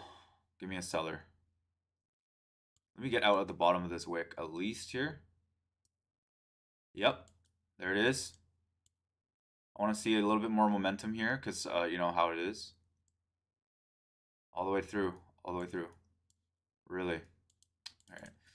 I'm just going to cut my trade there. That's it for me. Just maybe that was premature. I don't know, but yeah. Ah, dude, that would have hit. I feel like that would have hit, actually. You know what? I jumped out a little bit prematurely there. I think this is going to hit. Yeah. Damn it. I think this is going to hit. Little head and shoulders pattern formed perfectly, actually. That's crazy. Damn it, man. I jumped out early. In fact, if this is going to follow through here, I think 70s, it could follow through down to this point here on the 30s and come under the VWAP. And then they're going to do this all day, right? Under, like, basically over and under, over and under.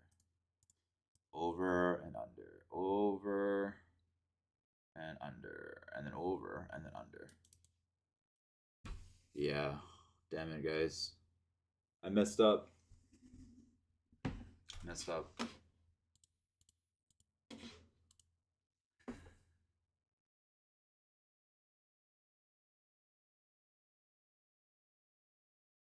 So I messed up there.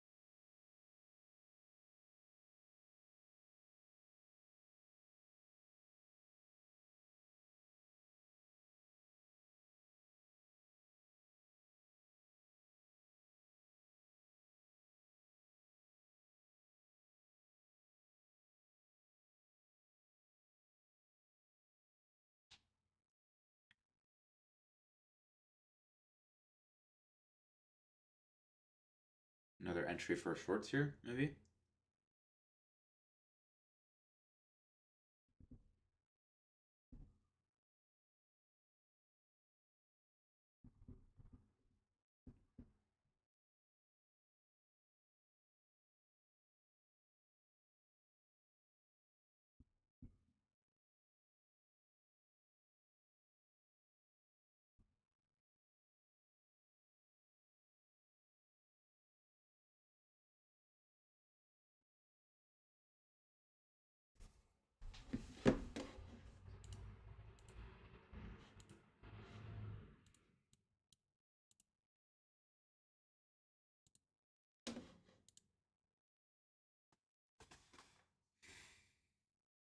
Okay, let's take a look how many trades I've taken.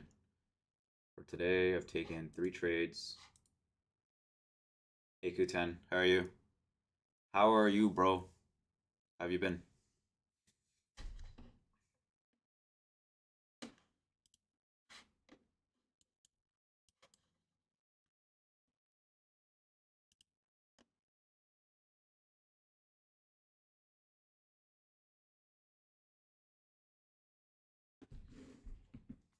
I'm pretty good.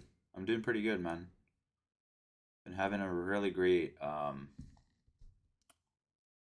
of feeling like this month and this week is going to be really good.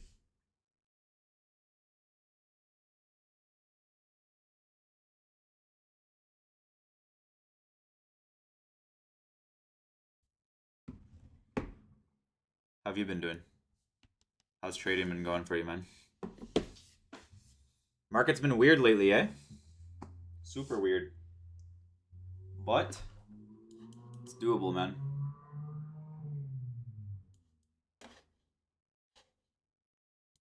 It's okay. That's good. That's good that it's okay. I've been feeling the same way, man.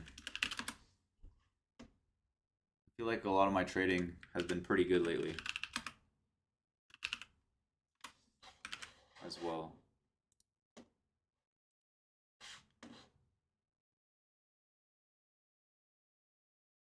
Oh, why are you not taking any?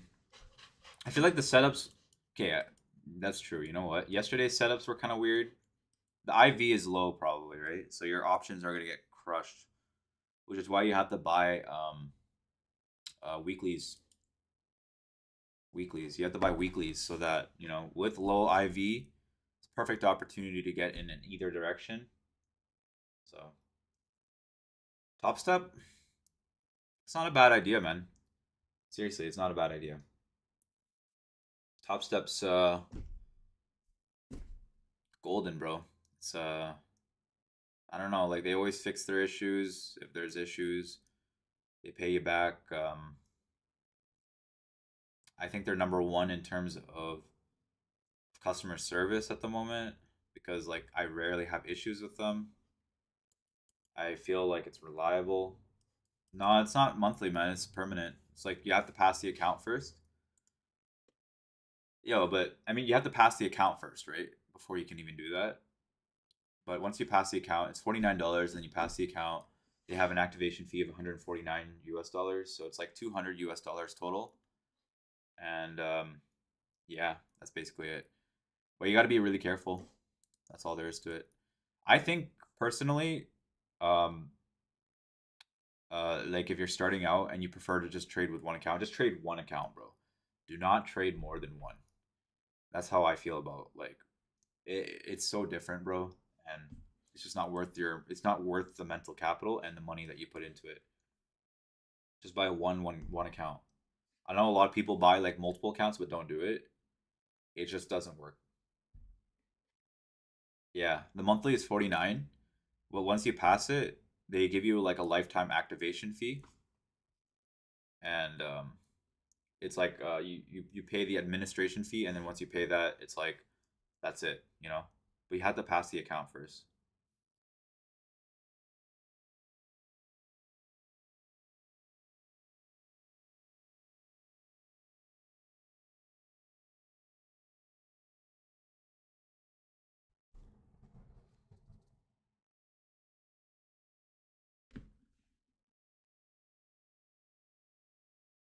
They take both Visa, PayPal, MasterCard.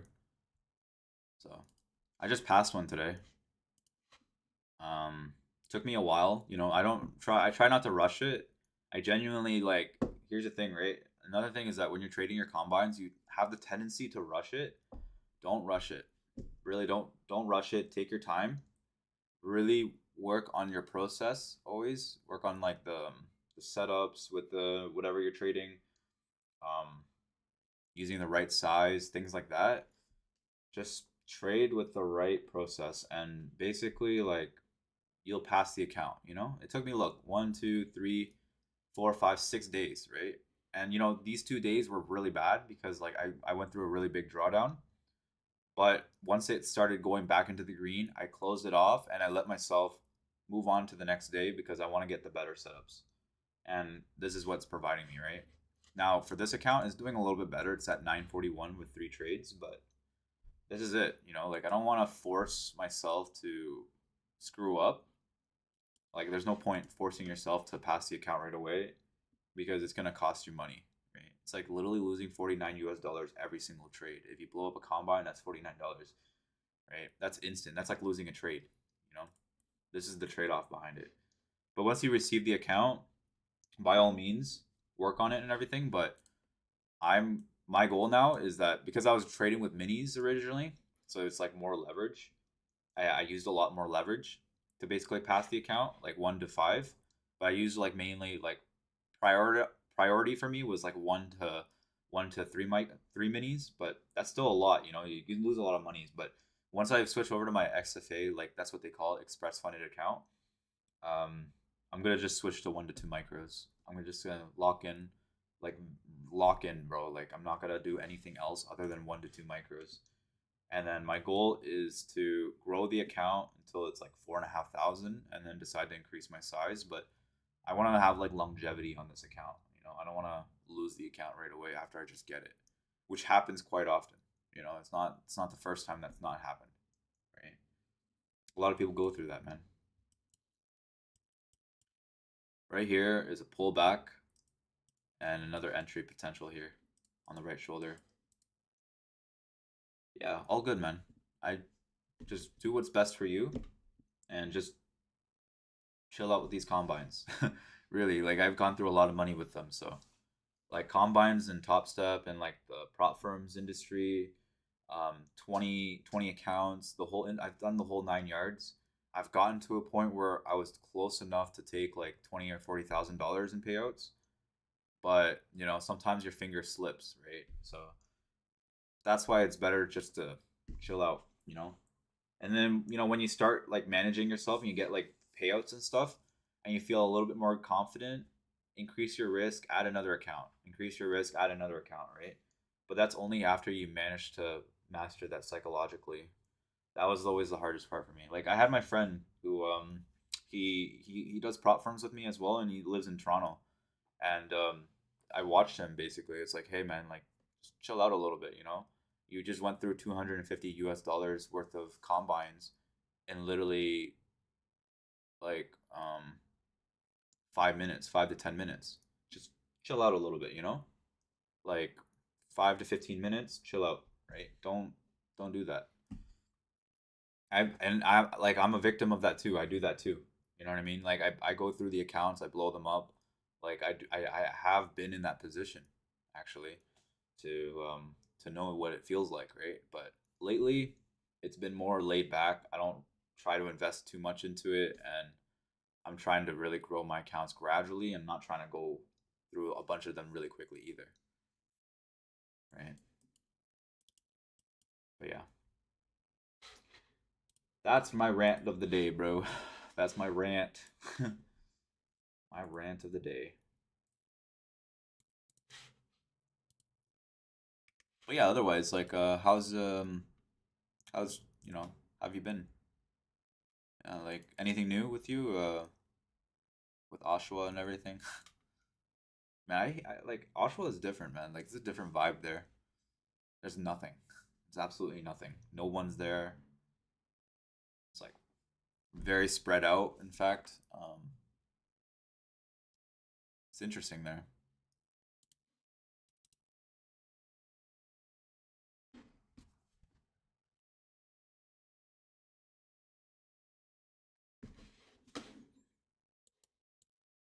Very diverse, exactly. Super diverse. Oh shit, I locked it out. Oh yeah, this one.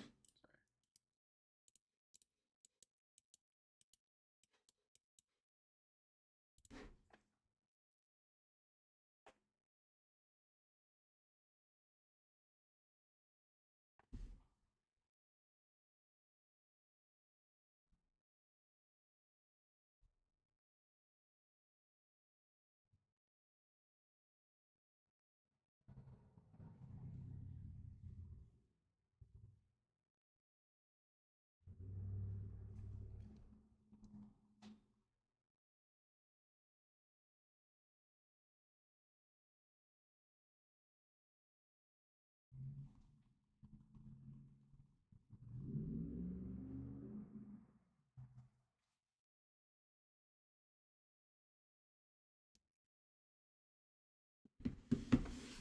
Yeah, it's super diverse here too, man.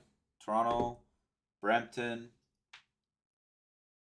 Yeah, whole nine yards, man. I started recording a few new videos and everything. I really want to post it. Um, that's like my most exciting part of my month so far. I started recording,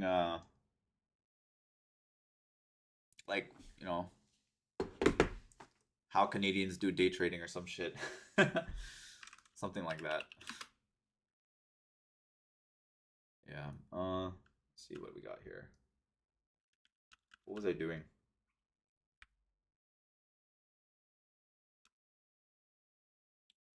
Right. I'll just leave it as that. It looks like it's following through. Honestly, like my plan was that the price would do this, right? Head and shoulders. Actually, perfect head and shoulders, to be honest with you. And then we just retrace this whole move down here. It could follow through as well. And we get a big, massive gap retest here. Support retest.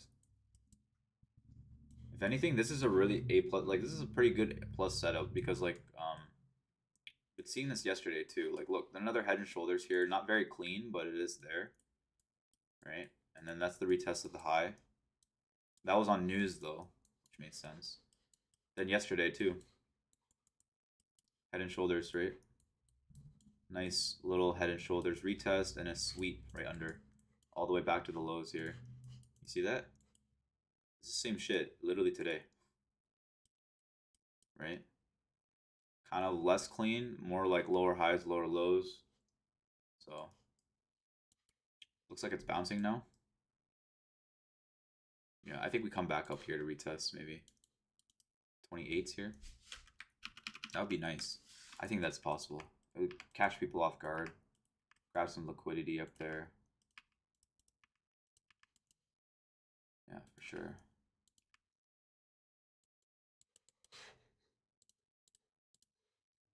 You do anything other than trading? Do you have like a full-time job and all that?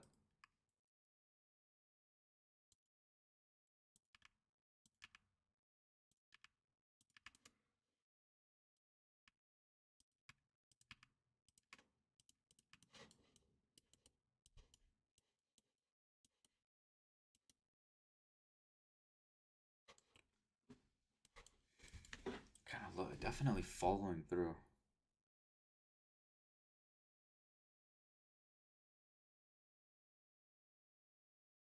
Bro.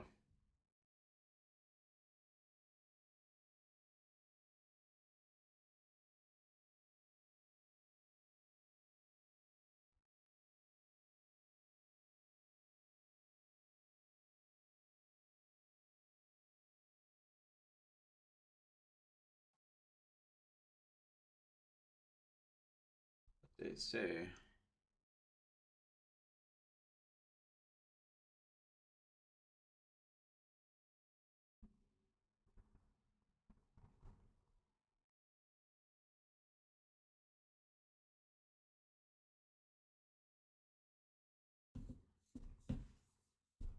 All right.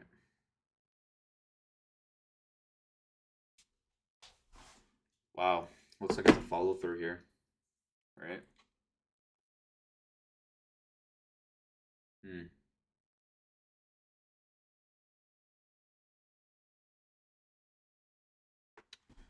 Yeah, you know what?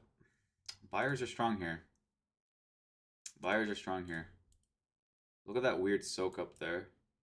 Making lower lows. Nice little green bar right there.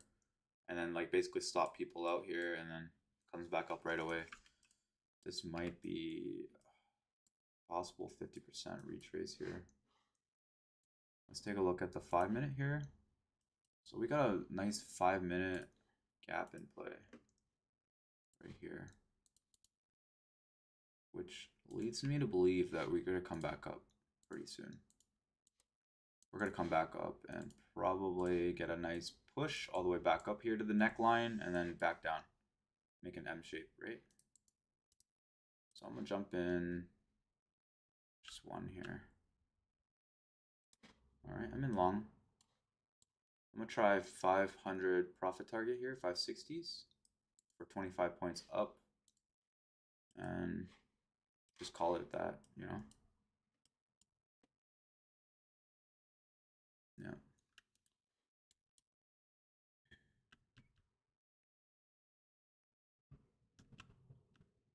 And if I get stopped out here, that is what it is, you know? Maybe I could try 500 for 500. Yeah. There you go. 560, 1 to 1, 1 to 1. At least 1 to 1 on this trade, right? Yeah.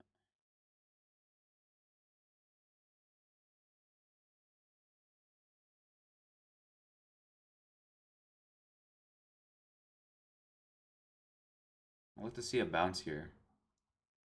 Back to 560s, retest the neckline, maybe above it too. 35s. That's what I'm thinking here. I like that little bounce here, right? Another stop loss. We got two soaked buyers here, and they just got stopped out again. And then the sellers are kind of diverging. So we could get one candle here, right? 13 moving average, and then VWAP is just around the corner here. We could retrace above the VWAP. We did close below the gap here on the 15-minute chart, which I don't like. But you know how, you know, traps are? They tend to retrace a fundamental resistance of some sort or support before coming back down. So I think we're going to come back up here, retest this gap here at 690s and then potentially continue selling off, or they come back to retest 730s here. So I'm gonna watch this. Yeah, what's up? What's going on?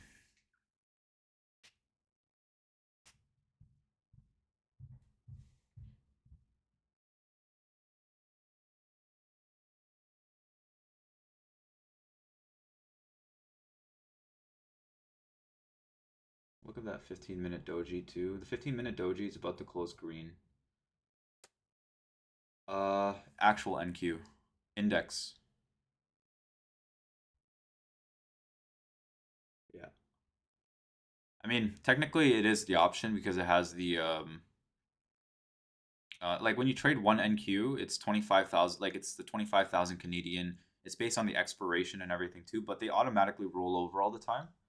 So there's no time decay with these ones. You know what I mean? Like there's no decay in value, right? It's just optimal premiums is what you're looking at here, right? Optimal premiums. Now I think this trade's gonna work out for me. Fairly confident in it at the moment. Now I want to say 560s here, but let's try it out here. Let's give it some time here to let it play out.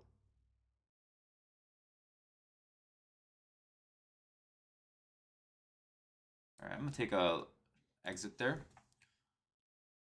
That one's just reasonable, right? It's just right above the 105 moving average, and I know there's a little gap here to play out, but we're on the sell side still. And actually, you know what? I think I could have held that. I think I fucked up there. Yeah, I had a good entry too. It's like kind of mid, right? I don't know. Yeah, I think I'm done for that. You know, like I think that was my last trade, basically. I took 4 trades today on this new account. They're all about 300, 400. That's the goal here. So, you know what's my biggest fumble though, bro? Like when I bought the 150K, like this is the one, right? This is the one where it was like $149 or whatever. I fumbled this one so fucking hard. It pissed me off so much. But this is what it looked like. So ignore that one because that one's actually just because they let you trade every single day. But I fumbled this one so hard. Like I had a really good streak for like almost 3 weeks, and then in one day I blew it up. Right. That's what I'm talking about. It's very easy to like fumble because you'll have like one red day, and then basically like that red kind of gets to your mindset, and you just fumble it. But I was like up like 5.5 or 6,000, 6,000 in total, and 6.5, and I only needed like $2,500 more to pass the account, and I had a really big drawdown, bro. I had $6,500 drawdown, right? And I just blew it up like that. Went from there all the way down. So the thing I dislike about the companies is that they give you like too much leverage. They give you a lot of leverage, like insane amount of leverage, right?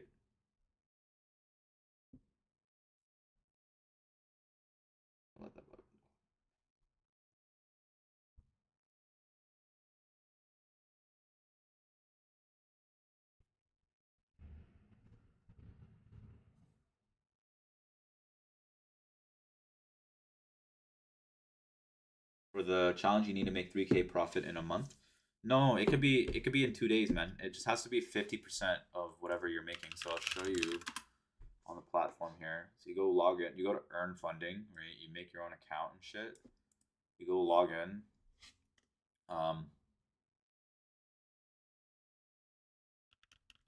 It's kind of like laggy though. Their website's kind of weird, but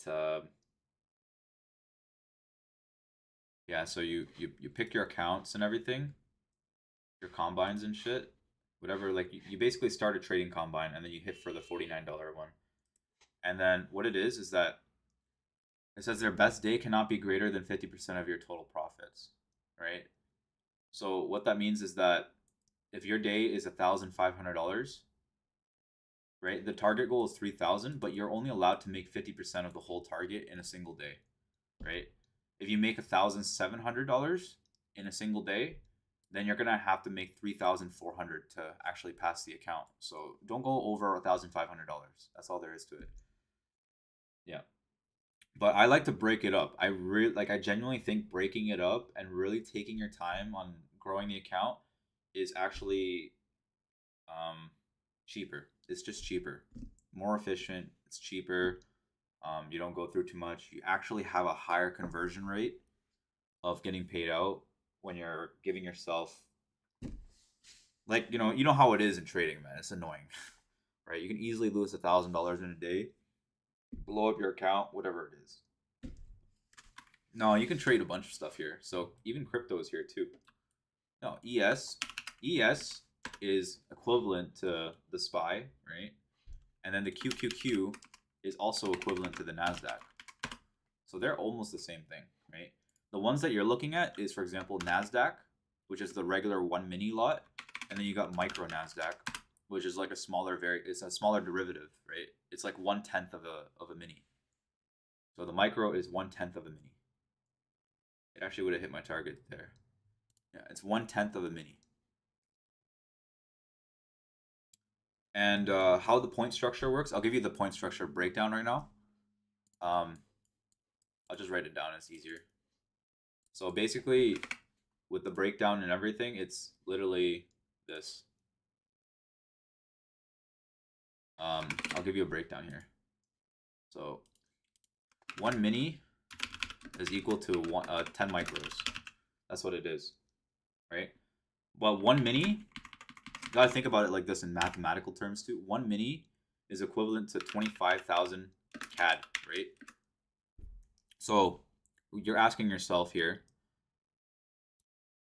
how much leverage do they give you, right? They give you a lot of leverage. They actually give you 5 minis in total. So that means they're giving you $125,000 of leverage, which is not ideal for an account because, first of all, the profit target is $3,000. And then what they have a thing is called drawdown, right? So it's $2,000. You're only given like 2,000 US dollars, right? So think about it like that, you know? They're giving you so much leverage, but the drawdown's only 2,000. So realistically, like we should only be trading 1 micro because that's the official leverage of what we're given in terms of drawdown. It's 1 micro, right? But yeah, so for every 10 points that you do is equal to $20 for 1 micro. Every 10 points, right? Every 10 points is equal to $20. So, and then that's the variation, right? Every 10 points for a mini, 1 micro is equal to 10 points, right? Right, no. One micro to 10 points is $20, right? 1 mini to 10 points is equal to $200. And that's what it is. And if you look at it like this, right? Think about it. How big is this right here? From here, this is about 1 minute, 2, 3, 4, 5, 6, 7, 8, 9, 10, 11. Let's say up here. 12, in about like what? 12 minutes, it's already 70 points, right? So this right here is a $1,400 move, right? Because 70 times 200, right? 7 times 200. It's $1,400 in 12 minutes. But yeah, I could see that trade played out perfectly, exactly how I wanted it to play out, right? I jumped in longs because I saw this large buying volume here, this three bar pullback. They stopped out the people here, and they stopped it out again, and then this is the VWAP plus the confluence, and then my 1-to-1 risk reward. But yeah, I didn't obviously take the right trade because I didn't hold it long enough, which is still a psychological struggle, right? But hey man, that's fucking trading, eh? You just gotta like look for those opportunities like that. But yeah, you could take a picture of that. Take a picture of this or something, or snip it so that you kind of understand. Yeah.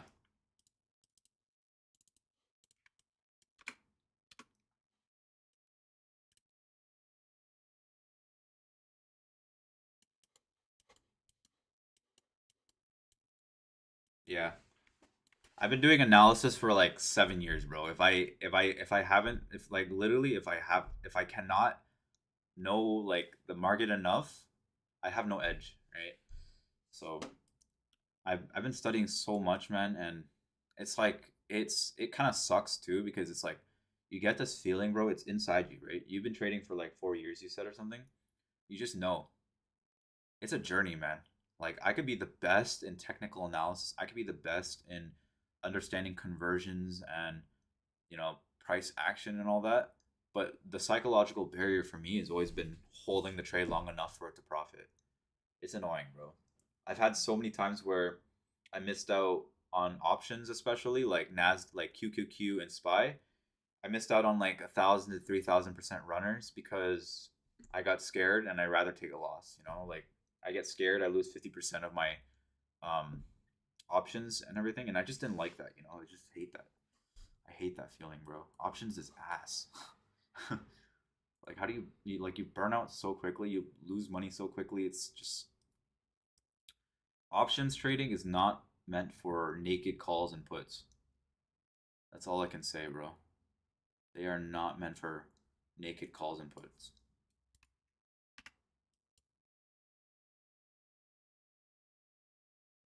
They really are, man. They are more for selling premiums. Like they're more for hedge fund users, institutional investors that are adding to their position and then basically selling a call, right? Like it's just, and to collect the premium. This is how they do it, and it's just not ideal, man. Because you really need a lot of money to make money from doing that stuff. Where are you checking the status of your account? By status, you mean like the website or like the actual profile? It's right here if you're talking about performance stats. The performance stats, right?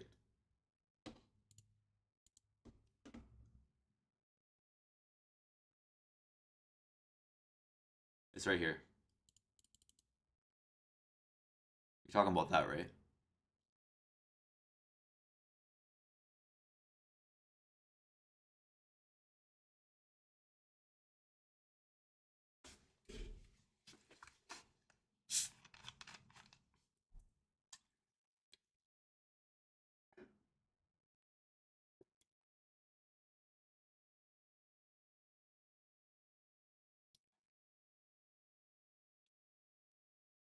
Hey, if you're ever downtown, man, you should reach out to me.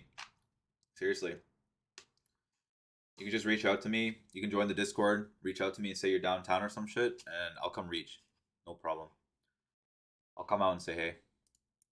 It's cool to have like a nice community inside of Toronto too, like a small community of people that like to trade and shit.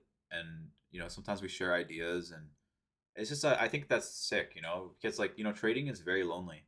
It's very boring. It's very lonely. Um, it can be very annoying too when you don't have people that understand you. Um, it can also be annoying because it's like the credibility behind people's like strategies aren't very efficient, and yeah, I feel like trading has a lot of like good things and bad things about it. But yeah, yeah, for sure. Okay, so TP hit there. That's nice. That's a nice trade, man. My friend is probably annoyed right now because he took a loss. Um, that was what you were asking for, right? The status of the challenge account. This one right here is another thing. You can look at it like this. This is the status. You just go to, you just log in, and the first page is going to show you all the details of your high, current low, reach this 3,000 plus target. Best day cannot be greater than 50% of your total profits. So your total profits is 3,000, and it's saying that your best day cannot be greater than 50% of that, right? The other rule is do not let your balance go under. Um, yeah.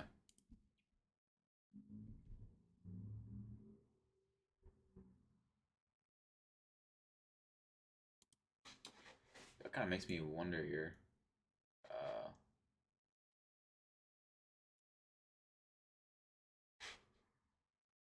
I wonder if they would affiliate me now.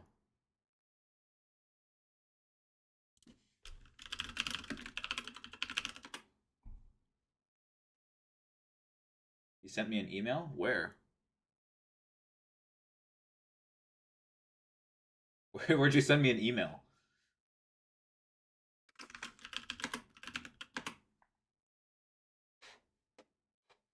Like my.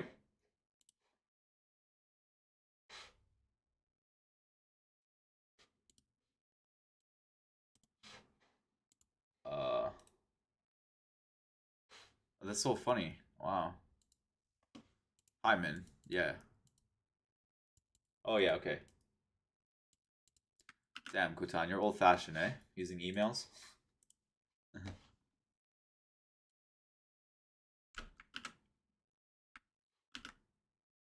Okay, I gotta check out something here.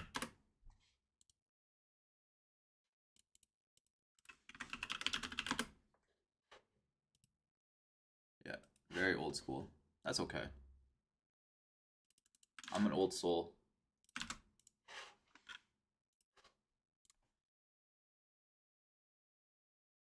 Okay, let's see if they let me trade. Man, these guys suck, bro. Holy crap. And they're asking for a review. That's crazy to me, man. That's crazy to me.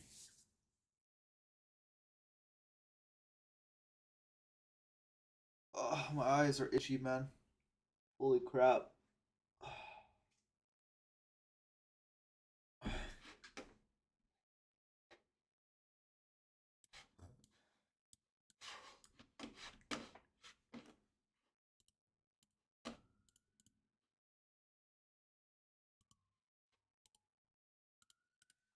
Yeah, age has nothing to do with anything. It's all good, man. I'm sure you're not even that old. All my friends in my Discords are like between 50, 40, 60s.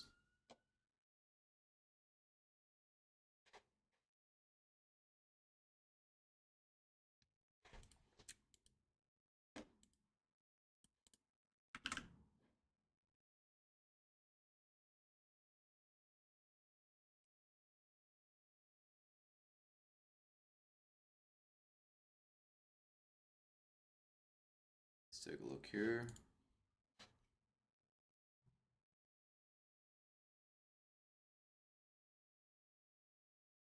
I got a couple things to schedule. All right, so this is a short entry right here. Right? This could be it, man. This could be the one. This could be the one. This could be it. This is looking like an A+ setup to me now. If it stays above this level. If it breaks here, it's gonna fall through. Could be an A+ setup. Either one, swing for 800s, or we just basically fall through. This is a good risk to reward. Good risk to reward. That's what I think. I could take it on my practice account just to try it, but I mean, like, it's riding this 9 moving average and everything, but I'm just gonna try it on my practice account here. Good risk to reward. Maybe even low of the day here. Let's try it out. Try it out for fun. They also give you practice accounts. Another thing. Lots of practice.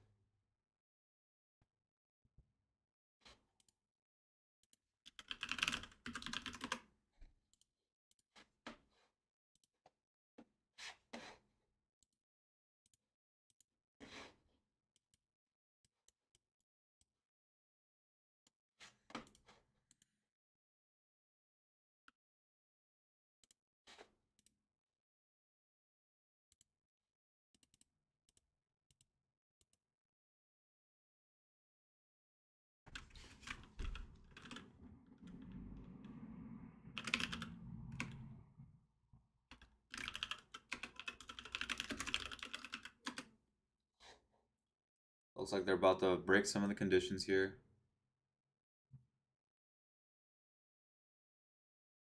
See, this is a zone.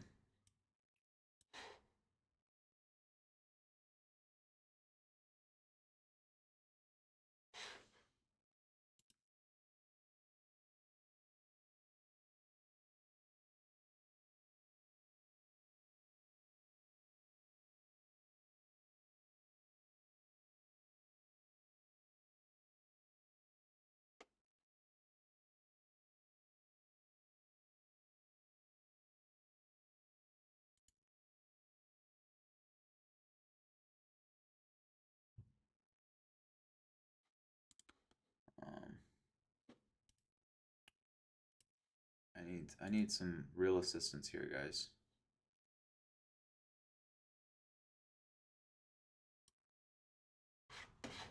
Well, that's just crap. I don't need this right on my.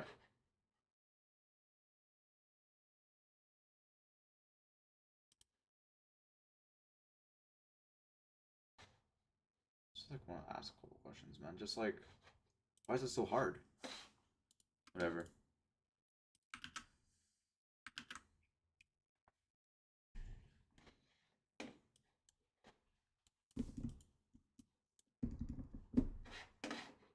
All right.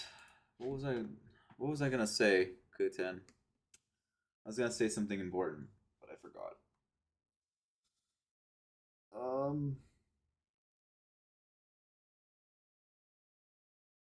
Nice.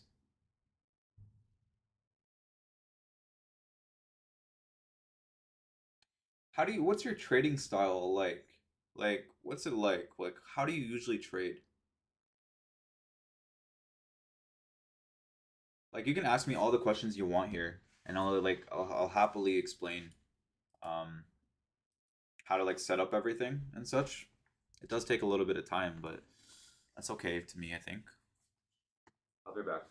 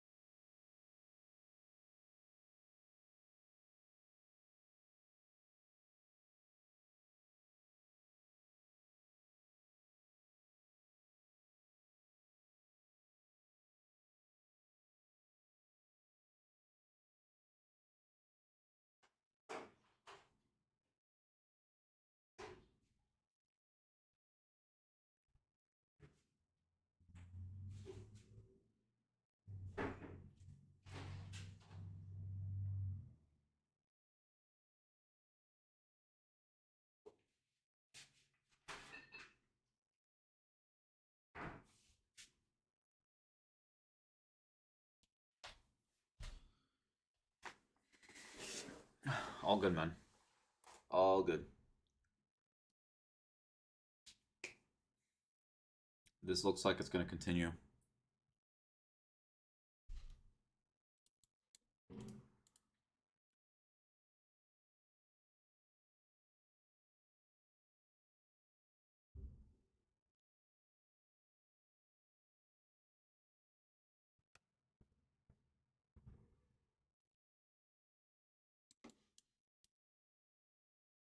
I might try to get out early here. Yeah.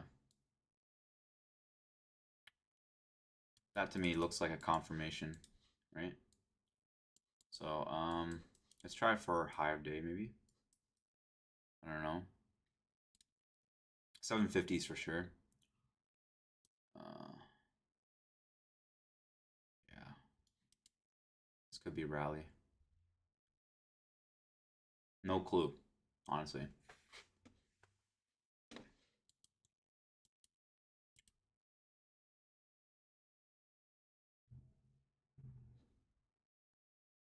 Yeah.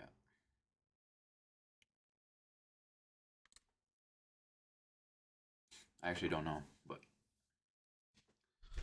I basically use the price action to create a bull and bear zone and 21 and 105 moving out of support and resistance. You just started using the 105 recently, or you've had that for a while? It's funny that you're saying that because I use the 105 moving average as well. It's really good. It's really good. Yeah. 105 moving average is a gem. I use 13 and 105 as well. This is very clean, the 105. Not a lot of people use it.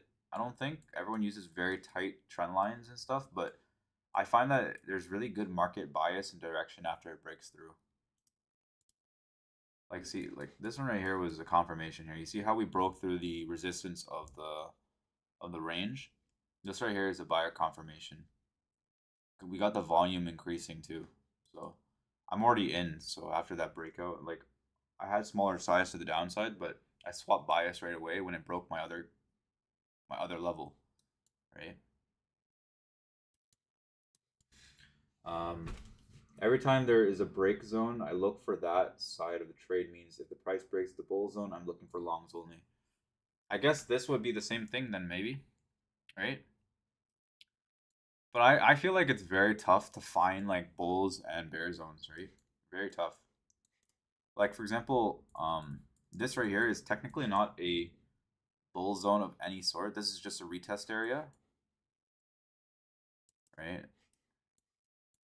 Yeah, I don't know how to really like. I don't really know how you can make bull zones and bear zones, to be real with you. You do it on SPY.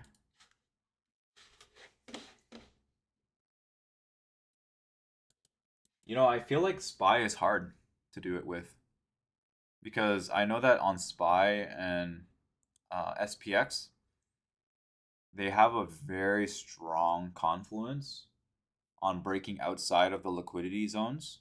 So, for example, they'll break the low part of the market or something, like right here. They'll break the low of the market, and then afterwards they'll sweep it. They'll grab as much liquidity as possible, and then they're gonna pump it, and that's what they do all the time, right? They do that all the time.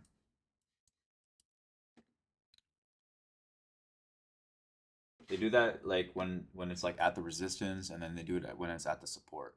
It's crazy to me.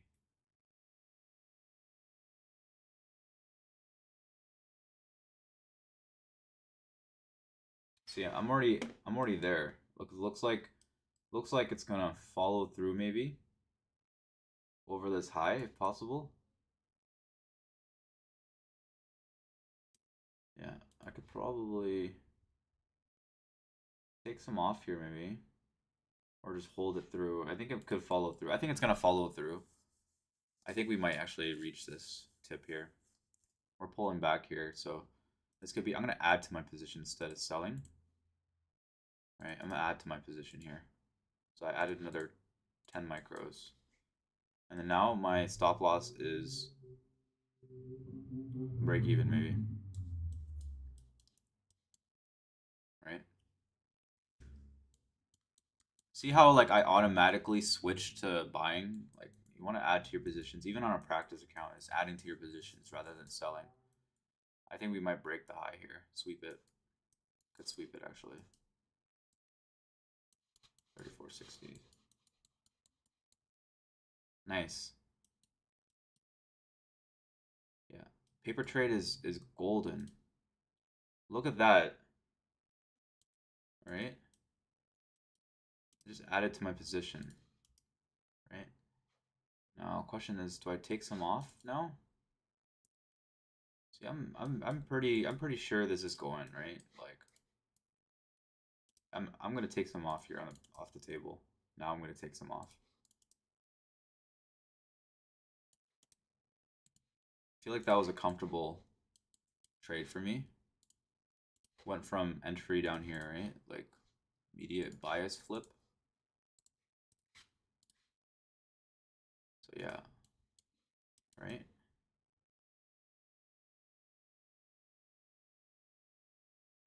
Let's see how much I can go here.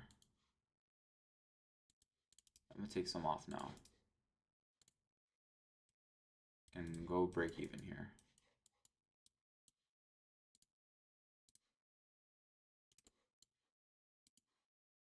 Okay.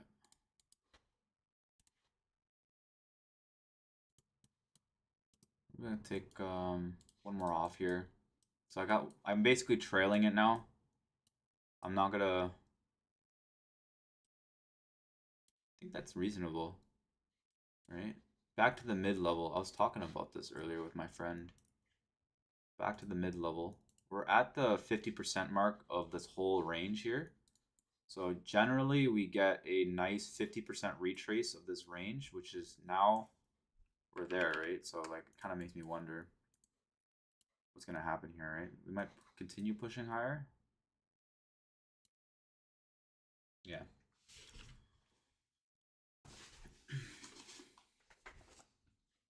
Practice makes like helps a lot, you know. It's like training a muscle memory. I think we can fill that gap here. So yeah, I think that's what happened here. So see how like I jumped in with shorts based on my bias. I had 6 micros here, and then right after it broke my bias of like a head and shoulders pattern and for potential sell off, I immediately swapped longs and at 738s, right? So 738s, just right here. It got to a point where I felt comfortable. I saw the volume coming through. You can see the volume profile is increasing. So this is an accumulation, right? An accumulation of buyers. On top of that, we have short sellers here. So that's a good thing. And then immediately it got to a point where it looked like a double top, some sort of resistance, but you never want to short the markets when it's already broken a level, a key level with all the short sellers underneath, right? You just want to be a buyer. So what, 758s. So I added more here, another 10. And then I sold most of it right here. And I got 2 micros left. So I sold 1 micro. Yeah. So my capitalized momentum here was about, I had 15 here. 15, I got out most of them right here for 42.75 points. That's $800 for 15. 800, no, it's $1,000. And then I added 5 or 10 more right here, which gave me another $400 here. So I'm already at around like 1,000.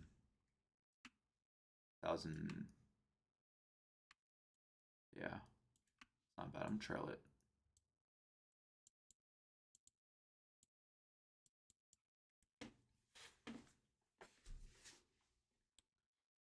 All right, let's take a look.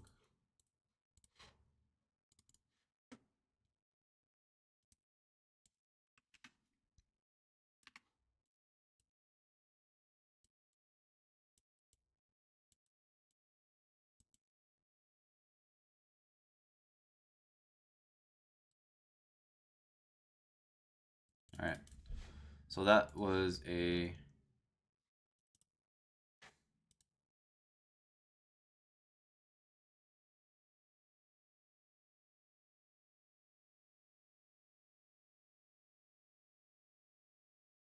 how many trades did I take today on this?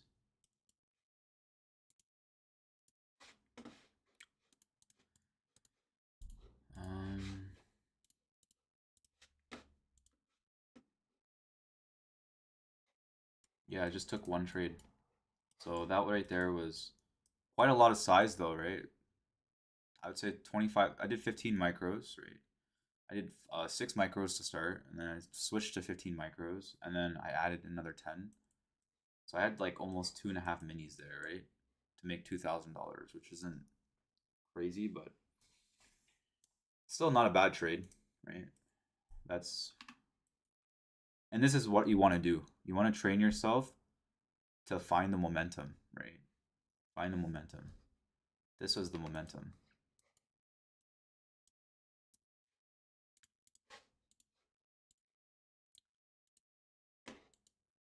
But yeah, nice that you got $500 on that. How many did you take? Like what, 10 micros or something, or what'd you do? 10 micros?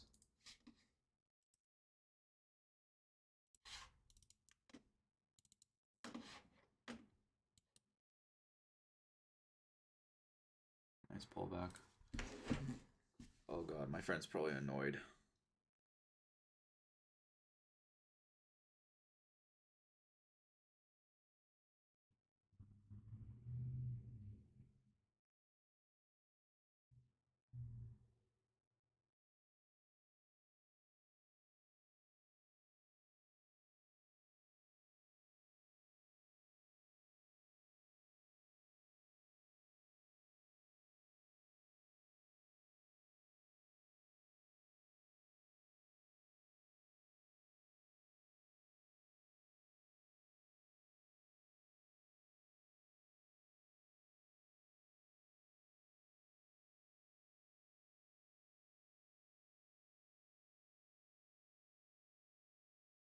Yeah, you too, Kevin.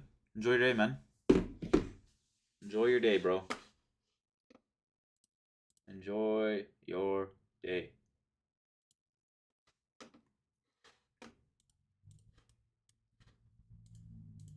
I hope hope your day goes really well.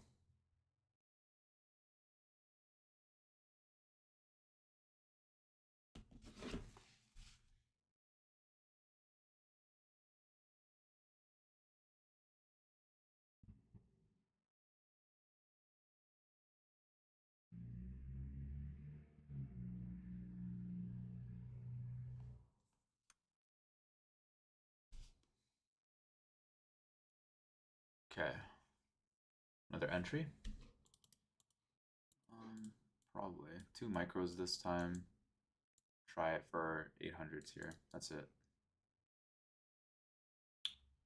Yeah, see, that's bracket orders?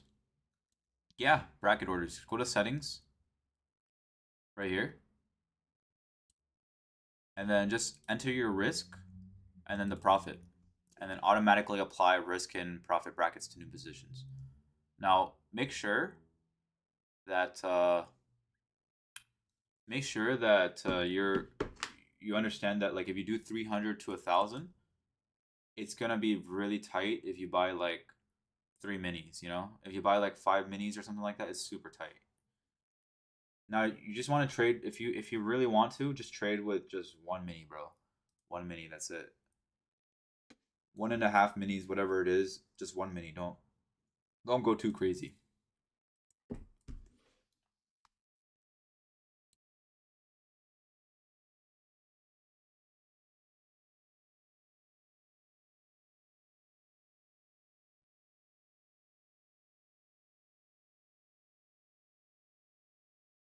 With the paper, I went crazy. Yeah, bro. In your real account, what I like about my ES, though, like MES, right? MES. Sometimes like a lot of the times it's like really hard to micromanage the trades and everything, but MES, yeah, like I like how like the profile is, you know, it's very gradual, right? You don't lose that much money. It's actually safer to go ES. It's less volatile and you don't get killed right away. Nasdaq, you get killed right away. It doesn't matter. You just it's over for you. It goes in one direction, you're done, right? Absolutely done. Like this whole move here, 1 mini. Yeah, I blew up my account here. You know, like 1 mini right here from there to there, I blew up my account. Right? Like I think ES is like what? You need like double of that, like this much to blow up your account. I think like 30 points. That's the crazy part. Can't imagine it.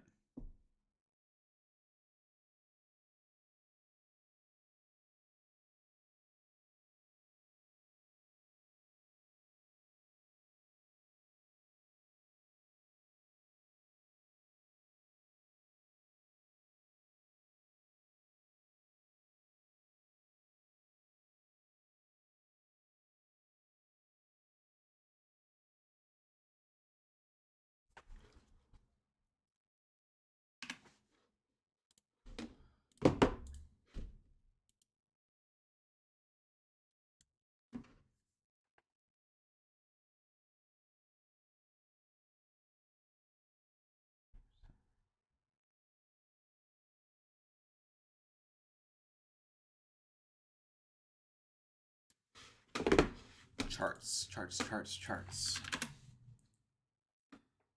Let's take a look here.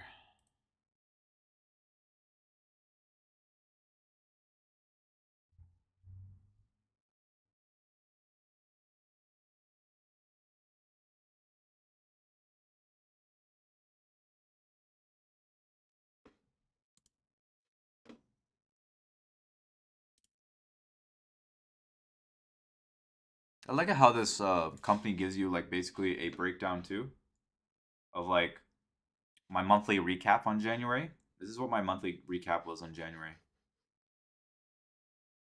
Too many contracts, to be honest with you. Average winning trade duration was 349 minutes. Average losing trade was 256, 17.6, and 14.8 for loss.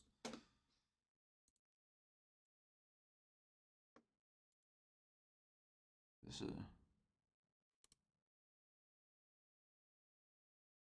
bull and bear zone. Yeah, I like it that you're very simple, you know? Very simple. It's a very simple chart.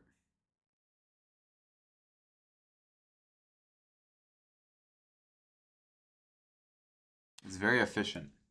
I like that. Sometimes it's got to be simple. Super simple. How do you find your patience? Do you find your patience like really good? Or do you think it's just like it needs to work? You need to work on it. Look at that, it's topping.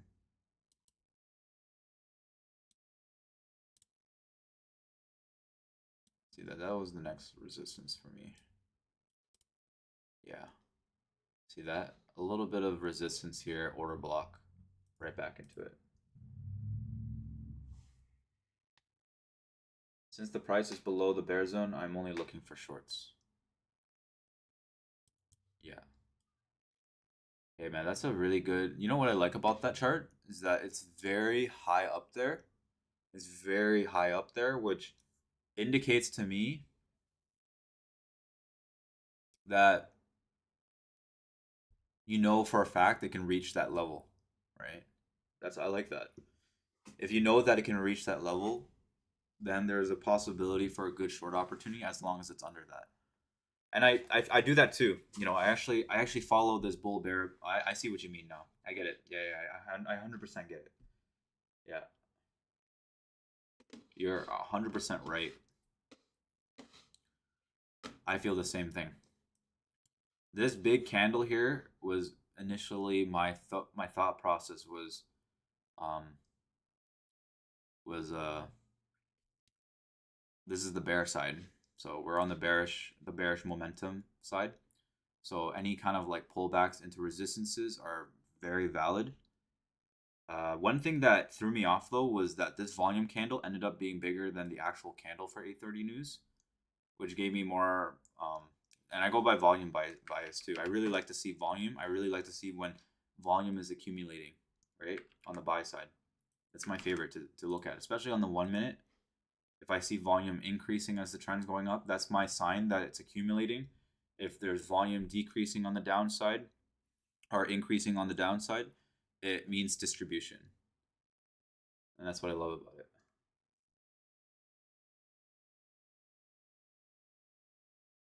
Price is above 105 and pull break above top.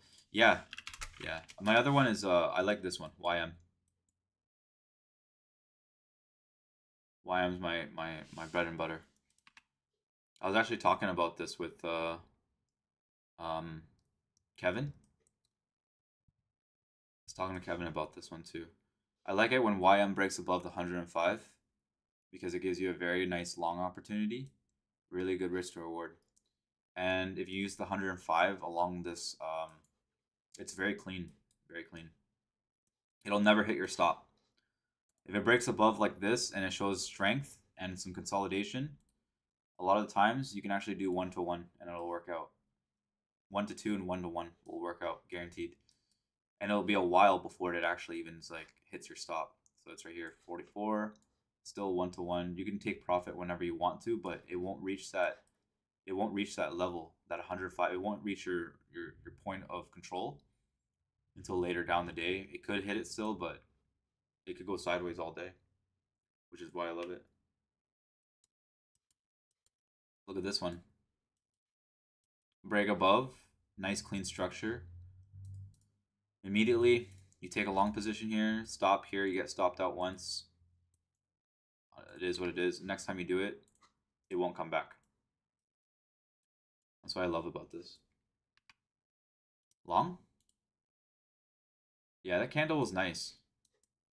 Wait, what? That was wrong chart. This?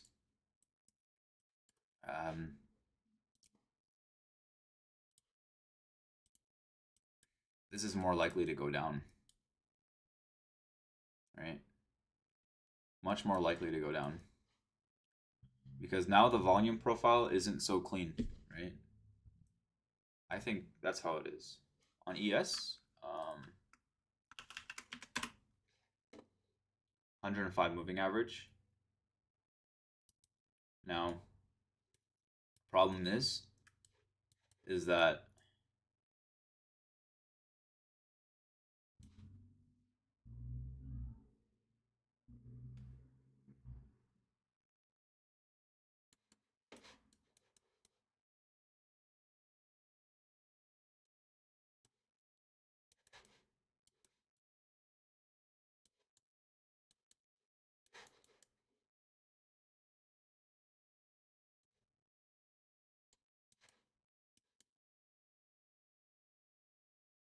I think it'll consolidate. I think it'll consolidate. People in fucking Toronto have rage issues. It's crazy. It's gonna look like this, maybe. It's actually very flat. Yeah, I don't know. I don't know. Actually, I actually don't know. This could be longer, right? See, I don't even give myself the opportunity to try a trade like this, though, because look at it, right? Reject immediately. We're above VWAP, which is the bright side. We're above VWAP, right? But VWAP is not above the 105 moving average, which indicates to me that it's still bearish, right? That still means it's bearish to me. VWAP is clearly below the range.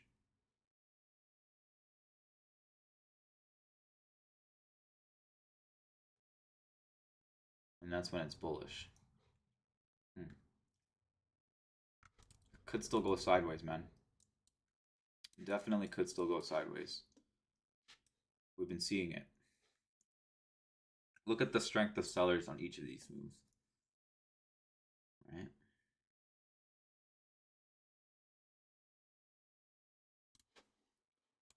This one is definitely more bearish. Okay. Look, every 3 candles on NASDAQ, we get a dump. Every 3 candles, we get a dump. This is the 3rd candle. Question, right? I think we see one more pullback here. Like, look. This is definitely clean now. Right?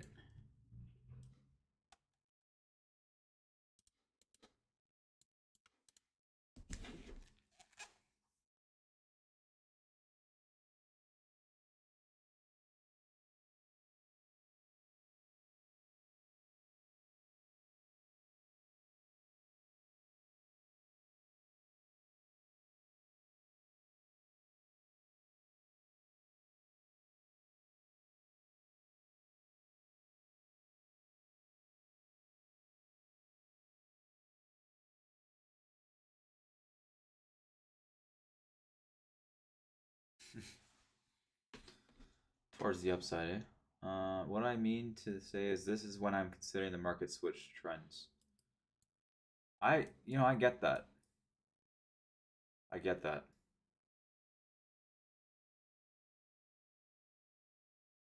But I'm definitely not the type of person to chase into a trend that's already made its move, It's just not me. If I was gonna take longs, I would have taken it down here, which I did take some over here, but if it's up here, I'd rather take shorts, right? It's just the balance of it, the balance of the whole idea. Look at this trend line too, right? We haven't broken above the trend line still. Who knows? Who knows? Who knows? Who knows what's gonna happen here? I definitely do not know.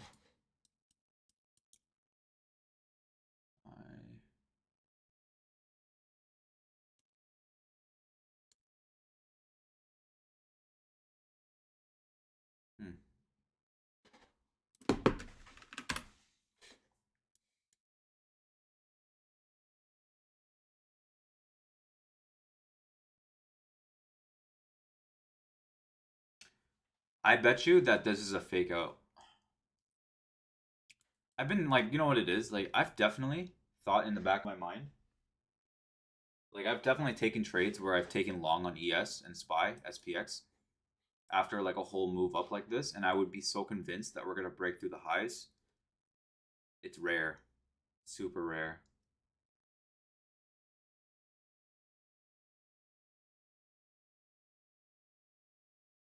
Like the ATR is still pretty. The ATR has died off a little bit too, right? Yeah, it's dying. It's decreasing. Actually, you know what? Maybe the follow through can happen. Yeah, I think I don't know. I don't know. I'm basically like already done for the day because one thing you should try using out if you do when you trade your combines and everything, you should use the lockout feature. So this right here, it allows you to lock out. So manual lockout, you just hit custom, right? And then you do like 9:30, 9:15 a.m. You just lock it out. I use this like all the time because overnight trading is allowed, but it just doesn't help you mentally, right? Like I'm so tired of trading overnight. I don't believe in it anymore. It's just not worth it, you know? Okay.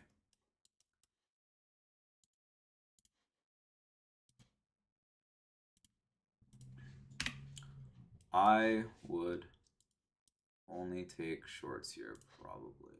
That's the feeling that I get.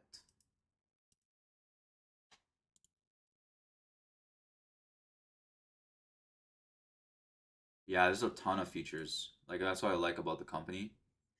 In the settings, you got the risk. You can also personal daily loss limit. The amount of money you're only allowed to lose is, let's say, for example, 500. It'll liquidate and block you completely and stop you from trading. I don't really like using that too much because it's a combine, but I am open to using that on my live account, like my Express account. And then you have the personal daily profit target. So it's like, let's say $1,000, and then you liquidate and block. They got the maximum number of trades here on the day and the week. But yeah, I like using it though for the next day and shit. So I definitely do this every time. Just lock me out for the next day, right? This one saves me so much stress, man. Because like at night, like I'd be focused on like this rather than actually just chilling out, you know.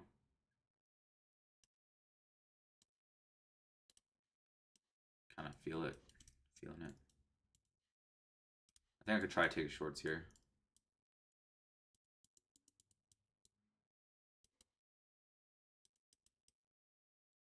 There we go.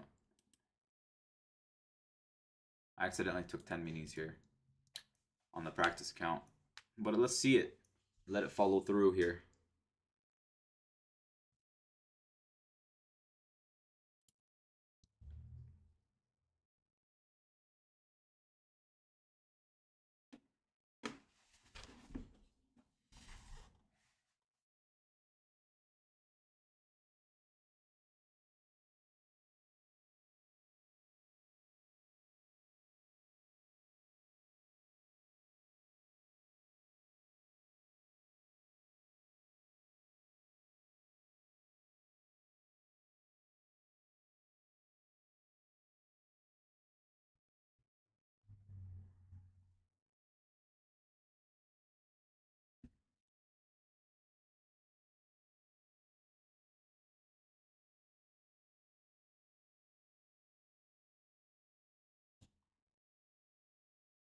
I think it follows through here, maybe. This is a good R&R here, right? I still think taking shorts off these moves is ideal. Got like 5 minutes left to decide, but let's see. It's not looking that good. Not looking that good on the practice here.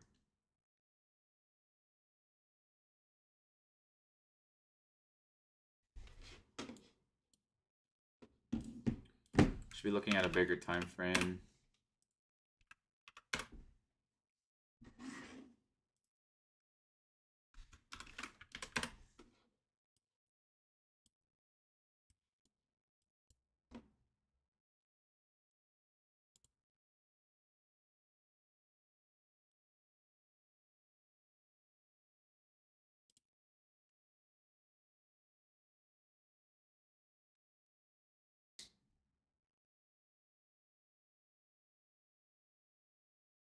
There it is.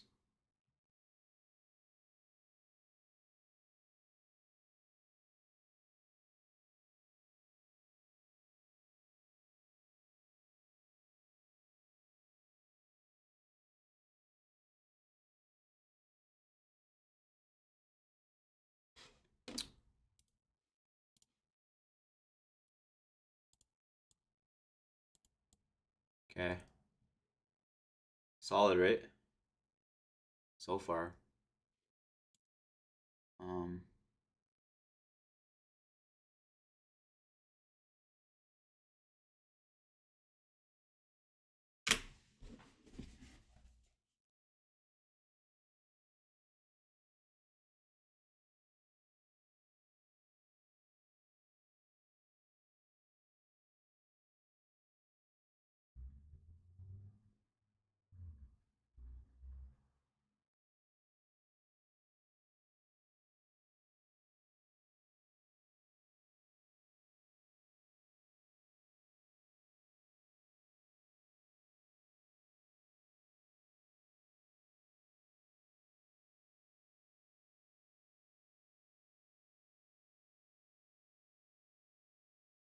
Now in the back of my mind, I'm thinking, damn, I should take profit here.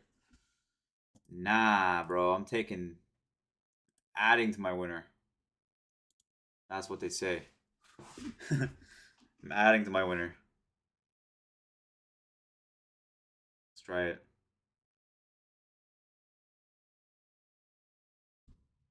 But I'm gonna be pretty much done soon, honestly, Kutan.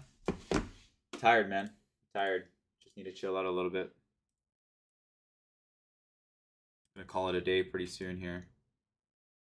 Yeah.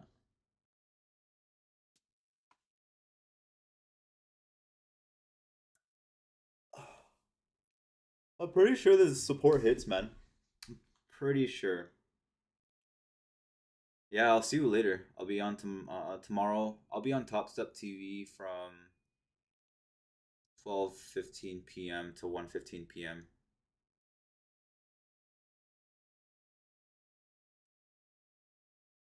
I'm gonna be on there on a segment with one of my friends, and we're gonna be trading. So hopefully, I hit some good trades tomorrow too, just as good as today. Today was pretty solid, I think. Right? There was a lot of opportunities for sure. So yeah. Anyways, have a good one, Kutan. I'll see you tomorrow. I will see you tomorrow. And everyone else that's watching. Oh, right. Before you go, you should also use this, Kutan. It's called Bookmap. You get a free one. It's live Bookmap. It's like a 3 second delay, 3 or 5 second delay. But it doesn't matter because it tells you the order book history. So they have one for ES as well. You just open up the one on ES, and basically it'll tell you where there's open orders on the order book. That's crazy amount. 1,256. But yeah, it'll tell you what's open, like what are the open orders at the moment, and where it's gonna gravitate to. That also is another thing that I use to for my bias, right? My trades are based on this too. Wow, that wick was crazy. I think I'm gonna get out on that, honestly. Yeah. Yeah, I'm out on that one. And let's reset so I don't think about any of these levels anymore.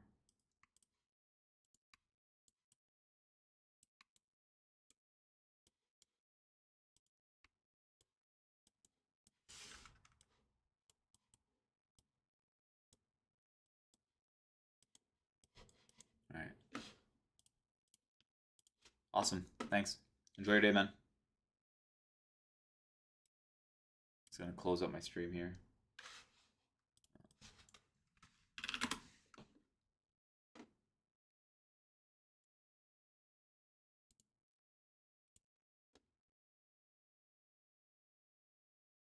And thanks for subscribing if that was you. I got one just recently. Appreciate it.